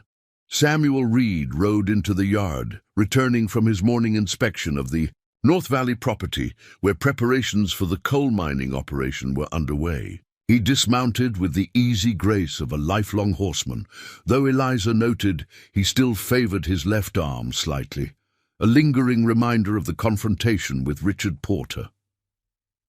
Their eyes met across the yard, and Reed's expression softened into the smile he seemed to reserve exclusively for her. In the 2 months since their conversation in the study, their relationship had developed with cautious deliberation. Reed had been true to his word, applying no pressure beyond occasional invitations to ride alongside him as he worked the property, or to share private dinners where they gradually revealed their histories, hopes, and philosophies. Eliza had come to appreciate his quiet strength, wry humor, and unwavering integrity. The initial wariness she'd felt toward him had transformed into respect, then affection, and finally an emotion she was not yet ready to name, but which quickened her pulse whenever he entered a room. "How are the preparations at the north site?" she called as he approached the porch. "On schedule," Reed replied, removing his hat as he climbed the steps. "The surveyors from Montana Coal and Mineral finished marking the initial excavation points. They're confident we can begin extraction by midsummer." He glanced toward the road. "Any sign of Margaret's stage?" "Mrs. Larson says it's just past." "Wilson's Creek," Eliza answered. "Should arrive shortly." Reed nodded, a flicker of tension crossing his features. "I'd better clean up then. Make a proper impression on Tom's sister." Eliza caught his arm gently as he turned to enter the house. "She's not coming to judge us, Samuel. Her letters indicate she's simply curious about the place Thomas loved." Reed's expression remained troubled. "Still, I can't help feeling she'll hold me responsible for not protecting him. I was his partner, his oldest friend. I should have recognized the danger Porter posed." This recurring thread of guilt had surfaced periodically in Reed's darkest moments. Eliza had come to recognize it as part of his nature, the same sense of responsibility that made him an excellent ranch manager also led him to assume burdens beyond his control. "Thomas made his own choices," she reminded him softly. "He kept his suspicions private, even from you, until it was too late. Margaret understands that. She doesn't blame you." Reed covered her hand with his, the simple contact conveying gratitude beyond words. "You always know how to settle my thoughts," he murmured. "What would I do without your steady presence?" The question hung between them, layered with meaning neither was quite ready to address directly. Eliza withdrew her hand with gentle reluctance. "Go change," she instructed with a smile. "Margaret's stage will be here any minute." An hour later, the Blackwood Reed Ranch welcomed its distinguished visitor. Margaret Blackwood Wells proved to be a handsome woman of medium height, her brown hair streaked with dignified silver, her features bearing a notable resemblance to her late brother. She carried herself with the poise of Philadelphia society, but displayed none of the condescension Eliza had secretly feared. "So this is the place that captured my brother's heart," Margaret remarked, as Reed concluded a tour of the main house. "I see its appeal more clearly now. There's a freedom here, a sense of possibility that's quite intoxicating after the constraints of eastern cities." "Thomas spoke often of his fondness for the open spaces," Eliza offered. "In his letters, he described the valley as breathing room for the soul." Margaret's eyes brightened with unshed tears. "That sounds exactly like him, always the poet beneath his practical exterior." She turned to Reed. "He wrote of you frequently." "As well, Mr. Reed, the brother of my choosing, he called you." Reed's composure faltered momentarily. "He was the best man I've ever known," he said quietly. "Not a day passes that I don't feel his absence. Yet his presence remains in what you've built together." Margaret observed, gesturing toward the window where the ranch spread before them. "And in what you continue to build." Her gaze shifted meaningfully between Reed and Eliza, a knowing smile touching her lips. Dinner that evening was a surprisingly comfortable affair. Mrs. Larson had outdone herself with roast pheasant, spring, vegetables, and an apple pie that drew extravagant praise from their guest. As the meal progressed, Margaret shared stories of Thomas's childhood, his early fascination with maps and distant places, his determination to master any challenge, his quiet generosity toward those in need. "He was always searching," Margaret reflected as Mrs. Larson served coffee. "Not restless exactly, but seeking something he couldn't quite articulate. When his letters from Montana began, I knew immediately he'd found it." There was a contentment in his words that had been absent before. "We felt we were building something meaningful here," Reed acknowledged. "A legacy that might outlast us," Margaret nodded thoughtfully. "And now that legacy includes this extraordinary coal discovery." Thomas would have appreciated the irony that in death he provided even greater opportunities than he could in life. The following days established a pleasant routine. Mornings were devoted to business, reviewing the ranch accounts with Margaret, discussing the pending agreement with Montana Coal and Mineral, and addressing correspondence that had accumulated during the winter isolation. Afternoons often found them riding the property, with Reed proudly displaying the improvements he and Thomas had implemented over the years and outlining plans for future development. Margaret proved to be astute in business matters, asking penetrating questions about the mining contract and offering valuable suggestions based on her husband's experience with similar ventures in Pennsylvania. She also took genuine interest in the cattle operation, recognizing its importance beyond the more lucrative coal extraction. On their fifth evening together, after Reed had excused himself to check on a cow struggling with a difficult calving, Margaret joined Eliza in the parlor with a small wooden box. "I brought some items I thought you might appreciate," she explained, settling beside Eliza on the sofa. "Things that belonged to Thomas, that help complete the picture of who he was." From the box, she withdrew a daguerreotype of Thomas as a boy, standing proudly beside his father. Next came a small, worn book of poetry, Wordsworth, the pages marked, with notes in Thomas's neat hand, a pocket watch that had belonged to their grandfather, a pressed flower preserved between sheets of waxed paper. "He sent me this from your valley," Margaret explained, indicating the flower. "His first summer here. Said it was a species he'd never encountered before, that bloomed briefly after the snow melted." Eliza recognized the delicate purple blossom that carpeted certain meadows in early spring. "They're appearing now, actually, in the eastern pasture particularly." "I'd like to see them tomorrow," Margaret said, replacing the items in the box. She hesitated before continuing. "There's something else I've been meaning to discuss with you, Eliza. Something rather personal." Eliza tensed slightly, uncertain of the conversation's direction.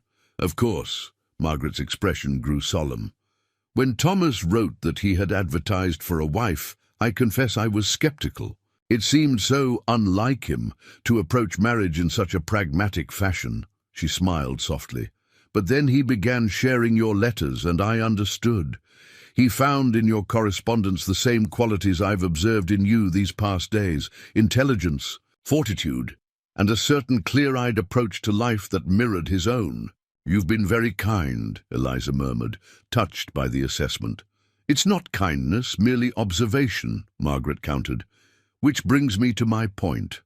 Thomas would have wanted you to find happiness, Eliza, not just security or purpose, but genuine joy." Her gaze grew pointed. "The kind I suspect you're discovering with Samuel Reed." Heat rushed to Eliza's cheeks. "We've become friends," she acknowledged carefully. "Partners in managing the ranch business. Nothing has been decided beyond that. But your heart has decided, hasn't it?" Margaret pressed gently. "I see the way you look at him when his attention is elsewhere, the same way he watches you. The perceptiveness of the observation left Eliza momentarily speechless. Her feelings for Reed had deepened steadily over the past months, evolving from cautious respect to something far more profound. Yet, acknowledging those emotions, even to herself, felt somehow disloyal to Thomas's memory. "I came here to marry your brother," she said finally, "to build a life with him." "And fate intervened," Margaret replied. "But Thomas would never have wanted his memory to prevent your happiness. That's not who he was." She reached for Eliza's hand. "I didn't come here solely to see my brother's ranch or to assess the coal discovery. I came to meet the woman he chose and to assure myself of her well-being." Tears pricked at Eliza's eyes.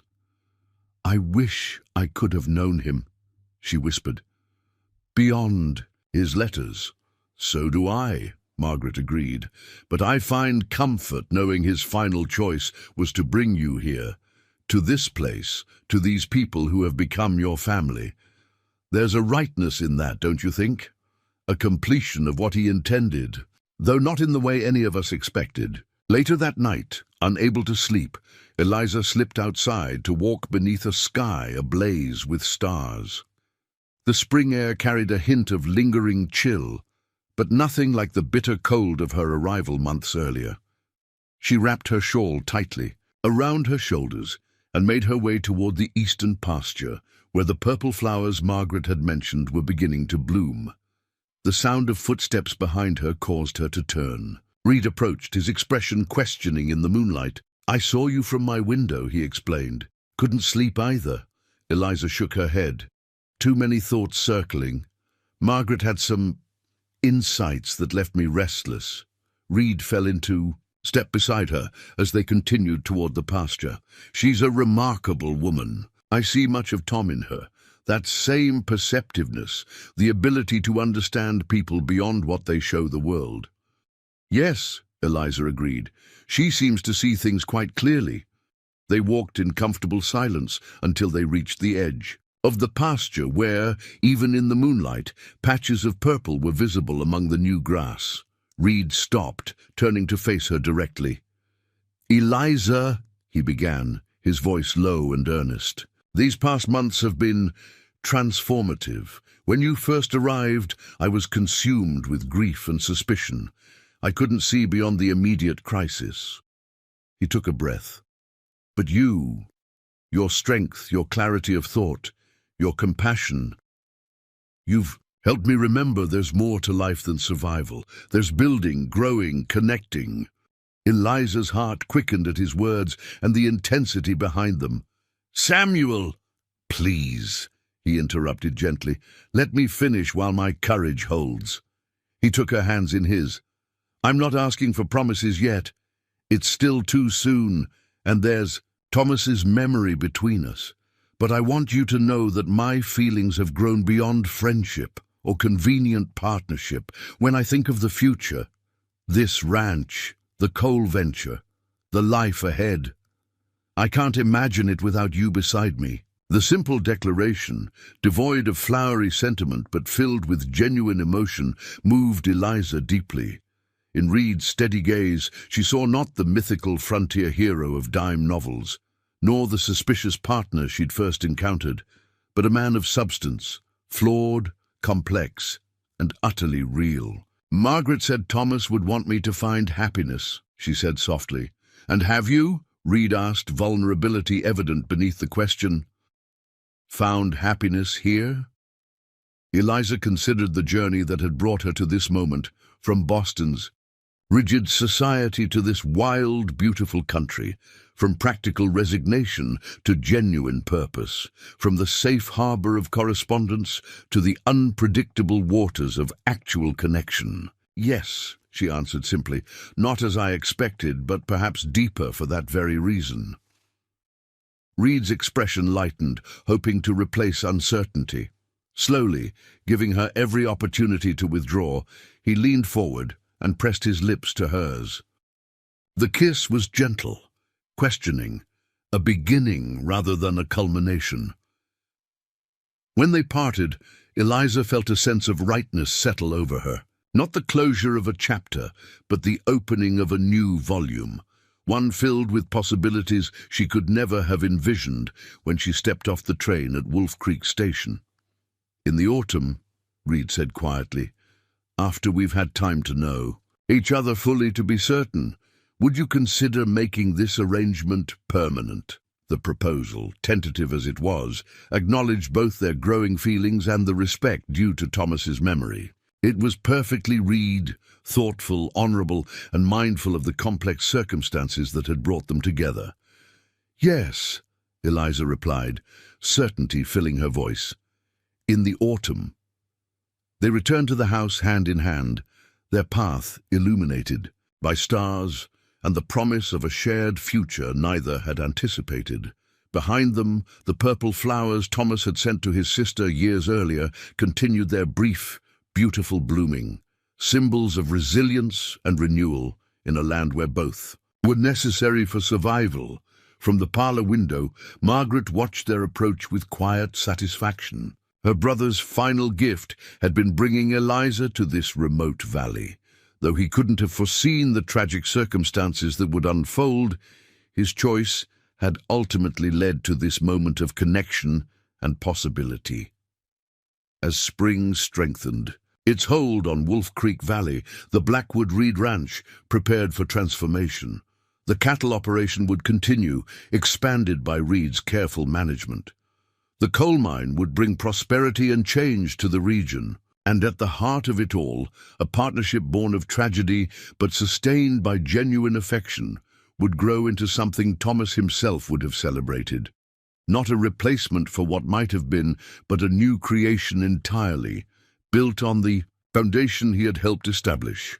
For Eliza Montgomery, the mail-order bride who arrived to find her groom dead, life had taken an unimaginable turn. Yet as she entered the warm house with Reed beside her and Margaret waiting to greet them, she felt an overwhelming sense of having found her place at last. Not through the marriage she had anticipated, but through the unexpected journey that had tested her resilience, challenged her perceptions, and ultimately led her home. September painted Wolf Creek Valley in rich autumnal hues. Golden aspens, russet underbrush, and deep green pines standing sentinel against the increasingly crisp air. The cattle had been moved to lower pastures in preparation for the coming winter, their coats already thickening against the seasonal change. The Blackwood Reed Ranch had transformed dramatically since spring. Construction of the coal processing facility in the North Valley was well underway, bringing an influx of workers and equipment that contrasted sharply with the pastoral rhythm of ranch life. A narrow-gauge railway spur now extended from the main Northern Pacific line to the extraction site, its freshly laid tracks cutting through meadows where cattle had once grazed undisturbed. Change had come to the main house as well. The study had expanded into a proper office with the addition of a second desk, where Eliza managed the increasingly complex financial operations. The parlor had been refreshed with new curtains and upholstery, softening its masculine austerity. The kitchen garden had flourished under Mrs. Larson's and Eliza's combined attention, yielding abundant vegetables that now filled the root cellar for winter. Most significantly, the ranch itself had been legally restructured. Following Margaret's return to Philadelphia, lengthy telegrams and letters had flown between Montana and Pennsylvania, culminating in a formal partnership agreement. Reed maintained his original half-interest, while Margaret and Eliza now shared equally in what had been Thomas's portion. The arrangement recognized both Margaret's inheritance rights and Eliza's growing contribution to the ranch's operations. On this particular golden afternoon, Eliza stood at the edge of the east pasture, surveying the valley that had become home. 6 months earlier, she could never have imagined the direction her life would take. From a dispossessed banker's daughter to respected businesswoman with a significant stake in a thriving enterprise. The sound of an approaching wagon drew her attention. It was Reed, returning from Wolf Creek with supplies and, presumably, the special package she had been anticipating from Philadelphia. Her heart quickened at the sight of him, a reaction that had only strengthened with time and deepening acquaintance. Successful. "Trip," she called as he drew the wagon to a halt beside her. Reed's face brightened with the smile he reserved solely for her. "Very. Got everything on Mrs. Larson's list, plus something special from back east." He reached beneath the wagon seat and extracted a carefully wrapped parcel. Margaret's wedding gift arrived on today's train. Eliza accepted the package with a mixture of excitement and reverence.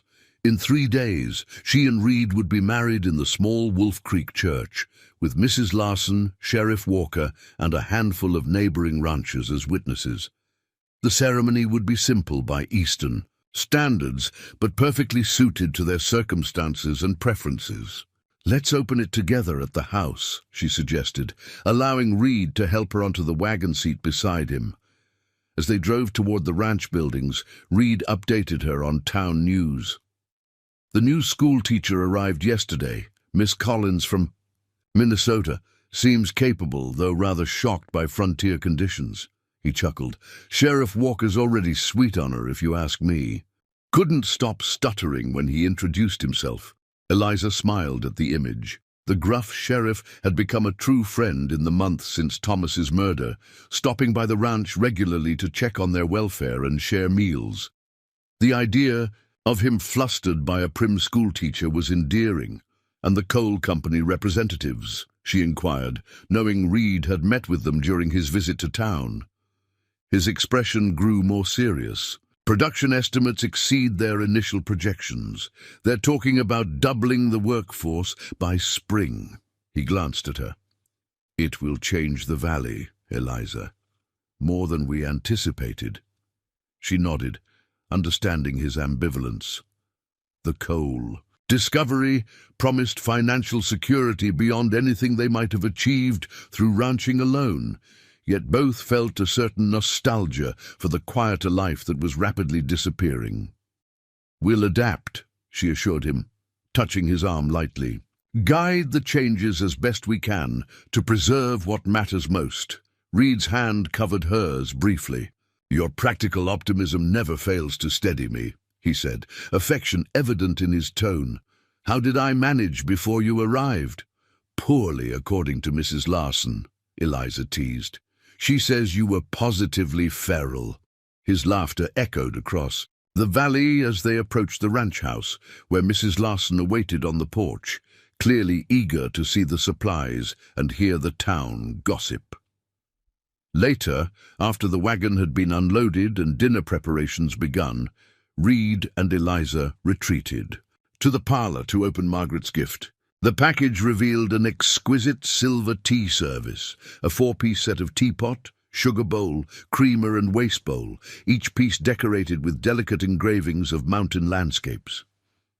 "It's beautiful," Eliza breathed, running her finger along the finely crafted handle of the teapot, and remarkably appropriate, Reed observed, examining the engraved mountain scene, almost as if she commissioned it specifically with Wolf Creek Valley in mind. Tucked beneath the silver pieces was a letter in Margaret's elegant hand. Eliza unfolded it and read aloud, "My dear Eliza and Samuel, this tea service has been in the Blackwood family for 3 generations. Our grandfather brought it west from Boston when he settled in Pennsylvania, and it has graced our family table through celebrations and sorrows alike. I can think of no more fitting custodians than the 2 of you as you build upon the foundation Thomas helped establish in your Montana home. Though I cannot attend your wedding in person, please know I am with you in spirit. The love you have, found amid such tragedy, would bring Thomas joy, not sorrow. He valued authenticity above all else, and would recognize the genuine bond between you as something to be celebrated, not hidden out of misplaced loyalty to his memory. The silver will tarnish if unused. Similarly, life's opportunities dim when preserved rather than embraced. Use this gift often, fill it with warmth to be shared, and remember that family extends beyond blood to encompass those we choose to love and trust. With deepest affection and brightest hopes for your future together. Margaret Eliza's voice faltered slightly as she finished reading. Reed moved closer, his arm encircling her waist in silent support and shared emotion. She has a way with words, he said softly, much like Tom did. Yes, Eliza agreed, carefully refolding the letter. I'm grateful for her blessing. It means more than I expected. They sat together in companionable silence, the tea service gleaming in the late afternoon light streaming through the windows. Outside, ranch hands were returning from their day's work, the familiar sounds of horses and men's voices creating a comforting backdrop to their moment of quiet intimacy. I've been thinking, Reed said eventually, his voice thoughtful. About names. Eliza tilted her head questioningly. Names? For the ranch, he clarified. After we're married. Blackwood Reed was right for Tom and me, but now... He hesitated. Now it feels like we're building something new on what came before, something that honors the past while acknowledging the present. The sentiment mirrored Eliza's own feelings so precisely that she felt a renewed surge of connection with this man who had moved from stranger to partner in the span of 9 transformative months. What did you have in mind? She asked. Blackwood Valley, Reed suggested. Simple, respectful of Tom's legacy, but not tied solely to the two of us as individuals. A name that can encompass the ranch, the coal operation, whatever else might develop here over time. Eliza considered the suggestion, testing it in her mind. Blackwood Valley, she repeated. Yes, I think Thomas would approve. And you? Reed pressed, his gaze seeking confirmation that the choice resonated with her as well. I do, she assured him. It feels right, acknowledging where we began without constraining what we might become. Reed's smile conveyed relief and gratitude for her understanding. It was one of countless moments over recent months that had confirmed their compatibility, their ability to navigate complex emotional terrain with mutual respect and consideration. As sunset approached, they walked together to Thomas's grave, in the small ranch cemetery established on a gentle rise overlooking the valley. It had become their custom to visit weekly, a practice that had evolved from obligation to meaningful ritual. Reed had crafted a handsome stone marker, and Eliza kept the site adorned with seasonal wildflowers or evergreen boughs. Standing before the grave, Eliza felt the familiar mixture of sadness for what might have been and gratitude for what had emerged from loss. She placed fresh autumn flowers beside the headstone while Reed stood respectfully nearby, hat in hand. We're renaming the ranch Blackwood Valley, she said softly, addressing the silent stone. A fitting tribute, I think, to the vision you and Samuel created here. Reed stepped forward, adding his own quiet words. We've finalized the coal contract, Tom. Everything is properly documented, just as you would have insisted. The terms are favorable. The ranch operations remain protected and development will be limited to the North Valley section. Their one-sided conversation might have seemed peculiar to outsiders, but it provided comfort and continuity as they navigated the transition from grieving Thomas's death to celebrating their shared future. After a respectful moment of silence, they turned back toward the house, now illuminated with warm lamplight against the gathering dusk. The autumn chill had deepened, prompting Reed to wrap his arm around Eliza's shoulders as they walked. 3 days, he murmured, a note of wonder in his voice. 3 days until you're my wife. Eliza leaned into his embrace, savoring the solidity of his presence. Not quite the path either of us anticipated, she observed. Yet here we are. Reed stopped, turning to face her fully. In the fading light, his features were softened, but his eyes remained intense. Eliza Montgomery, he said, taking both her hands in his. When you stepped off that train 9 months ago, the world was covered in snow and shadow. I never imagined that spring would bring more than just thawing ground. The simple poetry of his statement touched her deeply. Samuel Reed was not a man given to flowery declarations, which made his occasional eloquence all the more meaningful. Life unfolds in unexpected patterns, she replied, reaching up to trace the line of his jaw. The trick, it seems, is recognizing the gift within the challenge. Reed drew her closer, his kiss a promise of the partnership they had built and the future they would craft together. Above them, the first stars appeared in the deepening blue of evening, witnesses to a love neither had sought, but both now treasured beyond measure. As darkness settled fully over Blackwood Valley, they returned to the warmth of the house that had become their shared home. The tea service from Margaret gleamed on the parlour table, a tangible link between past and future. Mrs. Larson hummed in the kitchen as she prepared dinner, her initial wariness long since replaced by genuine affection for the woman who had arrived as Thomas intended and would soon be Reed's wife. Autumn's golden light would soon give way to winter's crystal clarity.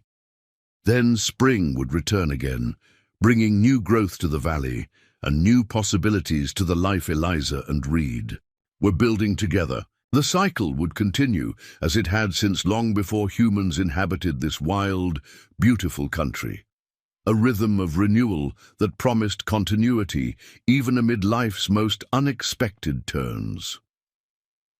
5 years had transformed Blackwood Valley beyond recognition. What had once been a remote cattle ranch was now the center of a thriving community.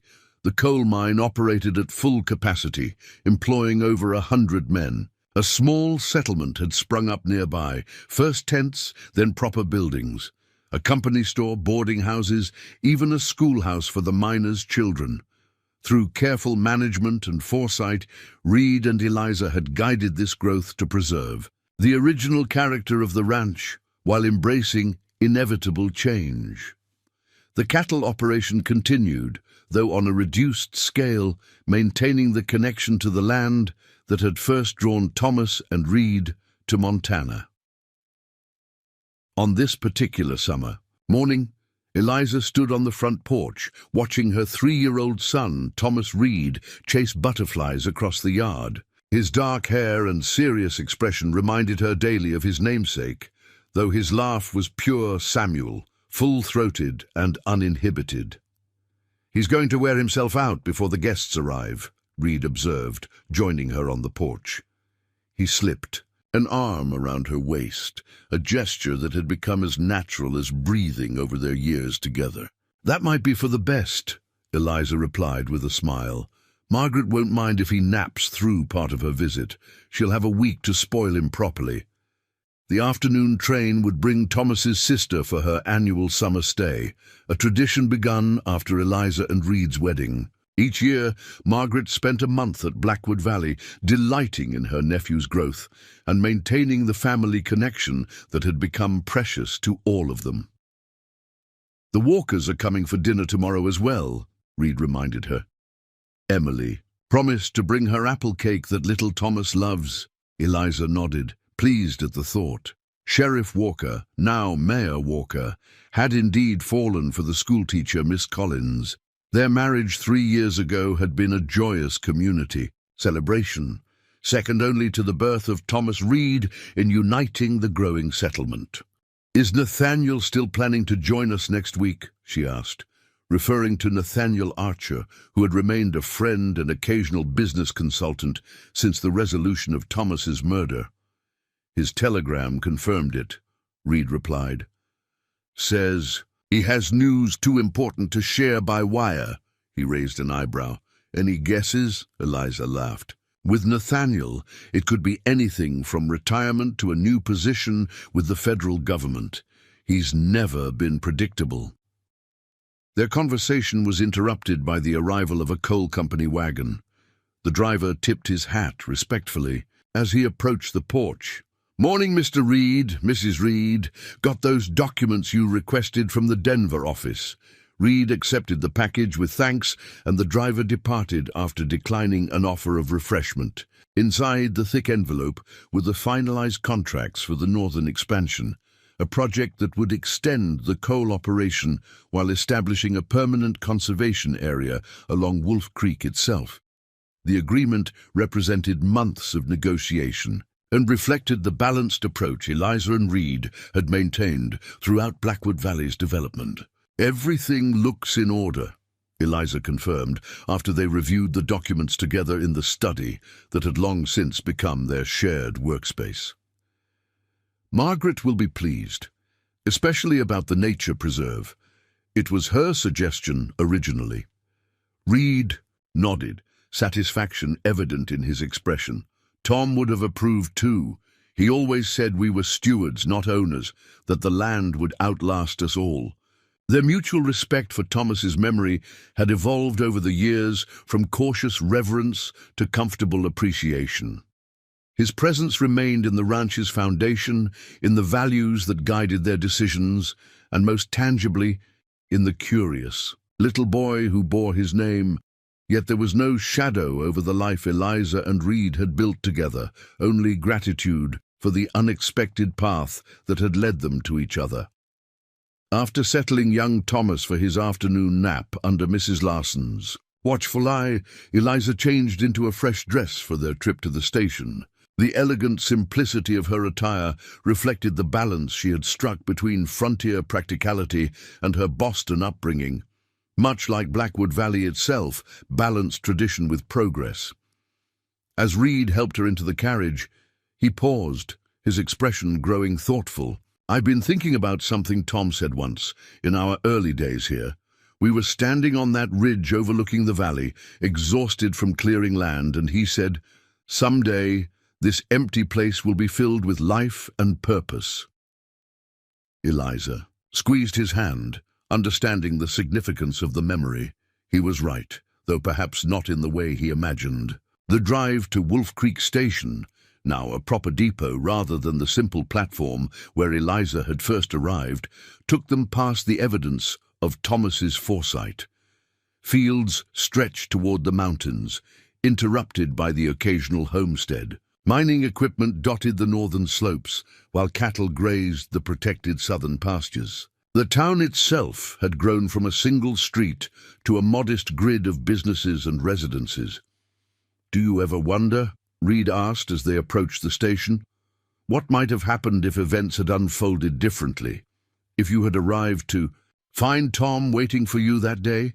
It was a question they rarely addressed, though Eliza had considered it over the years. "I think we would have built a good life," she answered honestly. "Thomas and I were well matched in many ways. But it would have been a different life, not better or worse, simply different." Reed nodded, accepting her assessment without jealousy or regret. Their relationship had always been grounded in truth, even when that truth acknowledged complex emotions. "I'm grateful for the life we have," he said simply, "for our son, our work, our partnership, every day." The train whistle sounded in the distance as they arrived at the station. Soon Margaret would step onto the platform, arms open to embrace the family she had helped create through her understanding and blessing. Young Thomas would wake from his nap to find his beloved aunt bearing gifts and stories from the east. Nathaniel Archer would arrive with his mysterious news. Mayor and Mrs. Walker would share their company and apple cake, and life would continue its rich unfolding. As the train rounded the final bend toward the station, Eliza reflected on the journey that had brought her to this moment. She had left Boston as a mail-order bride, practical and resigned, seeking security in a marriage of convenience with a stranger known only through letters. Instead, tragedy had redirected her path, leading her through mystery and danger to an unexpected love and a purpose that fulfilled her in ways she could never have anticipated. The valley that had first appeared to her snow-covered and forbidding now bloomed with summer's abundance and human endeavor. The house that had witnessed Thomas's absence now echoed with his namesake's laughter, and the woman who had arrived alone, her future uncertain, now stood firmly rooted in a life rich with meaning and connection. "Here comes the train," Reed said, helping Eliza down from the carriage. She smoothed her skirt and straightened her hat, ready to welcome Margaret to Blackwood Valley once again. As the train slowed to a stop amid clouds of steam and the squeal of brakes, Eliza felt the familiar surge of gratitude for all that had emerged from that fateful winter day when she had arrived to find her groom dead and began the unexpected journey that had led her home. Up next, you've got 2 more standout stories right on your screen. If this one hits the mark, you won't want to pass these up. Just click and check them out, and don't forget to subscribe and turn on the notification bell so you don't miss any upload from us.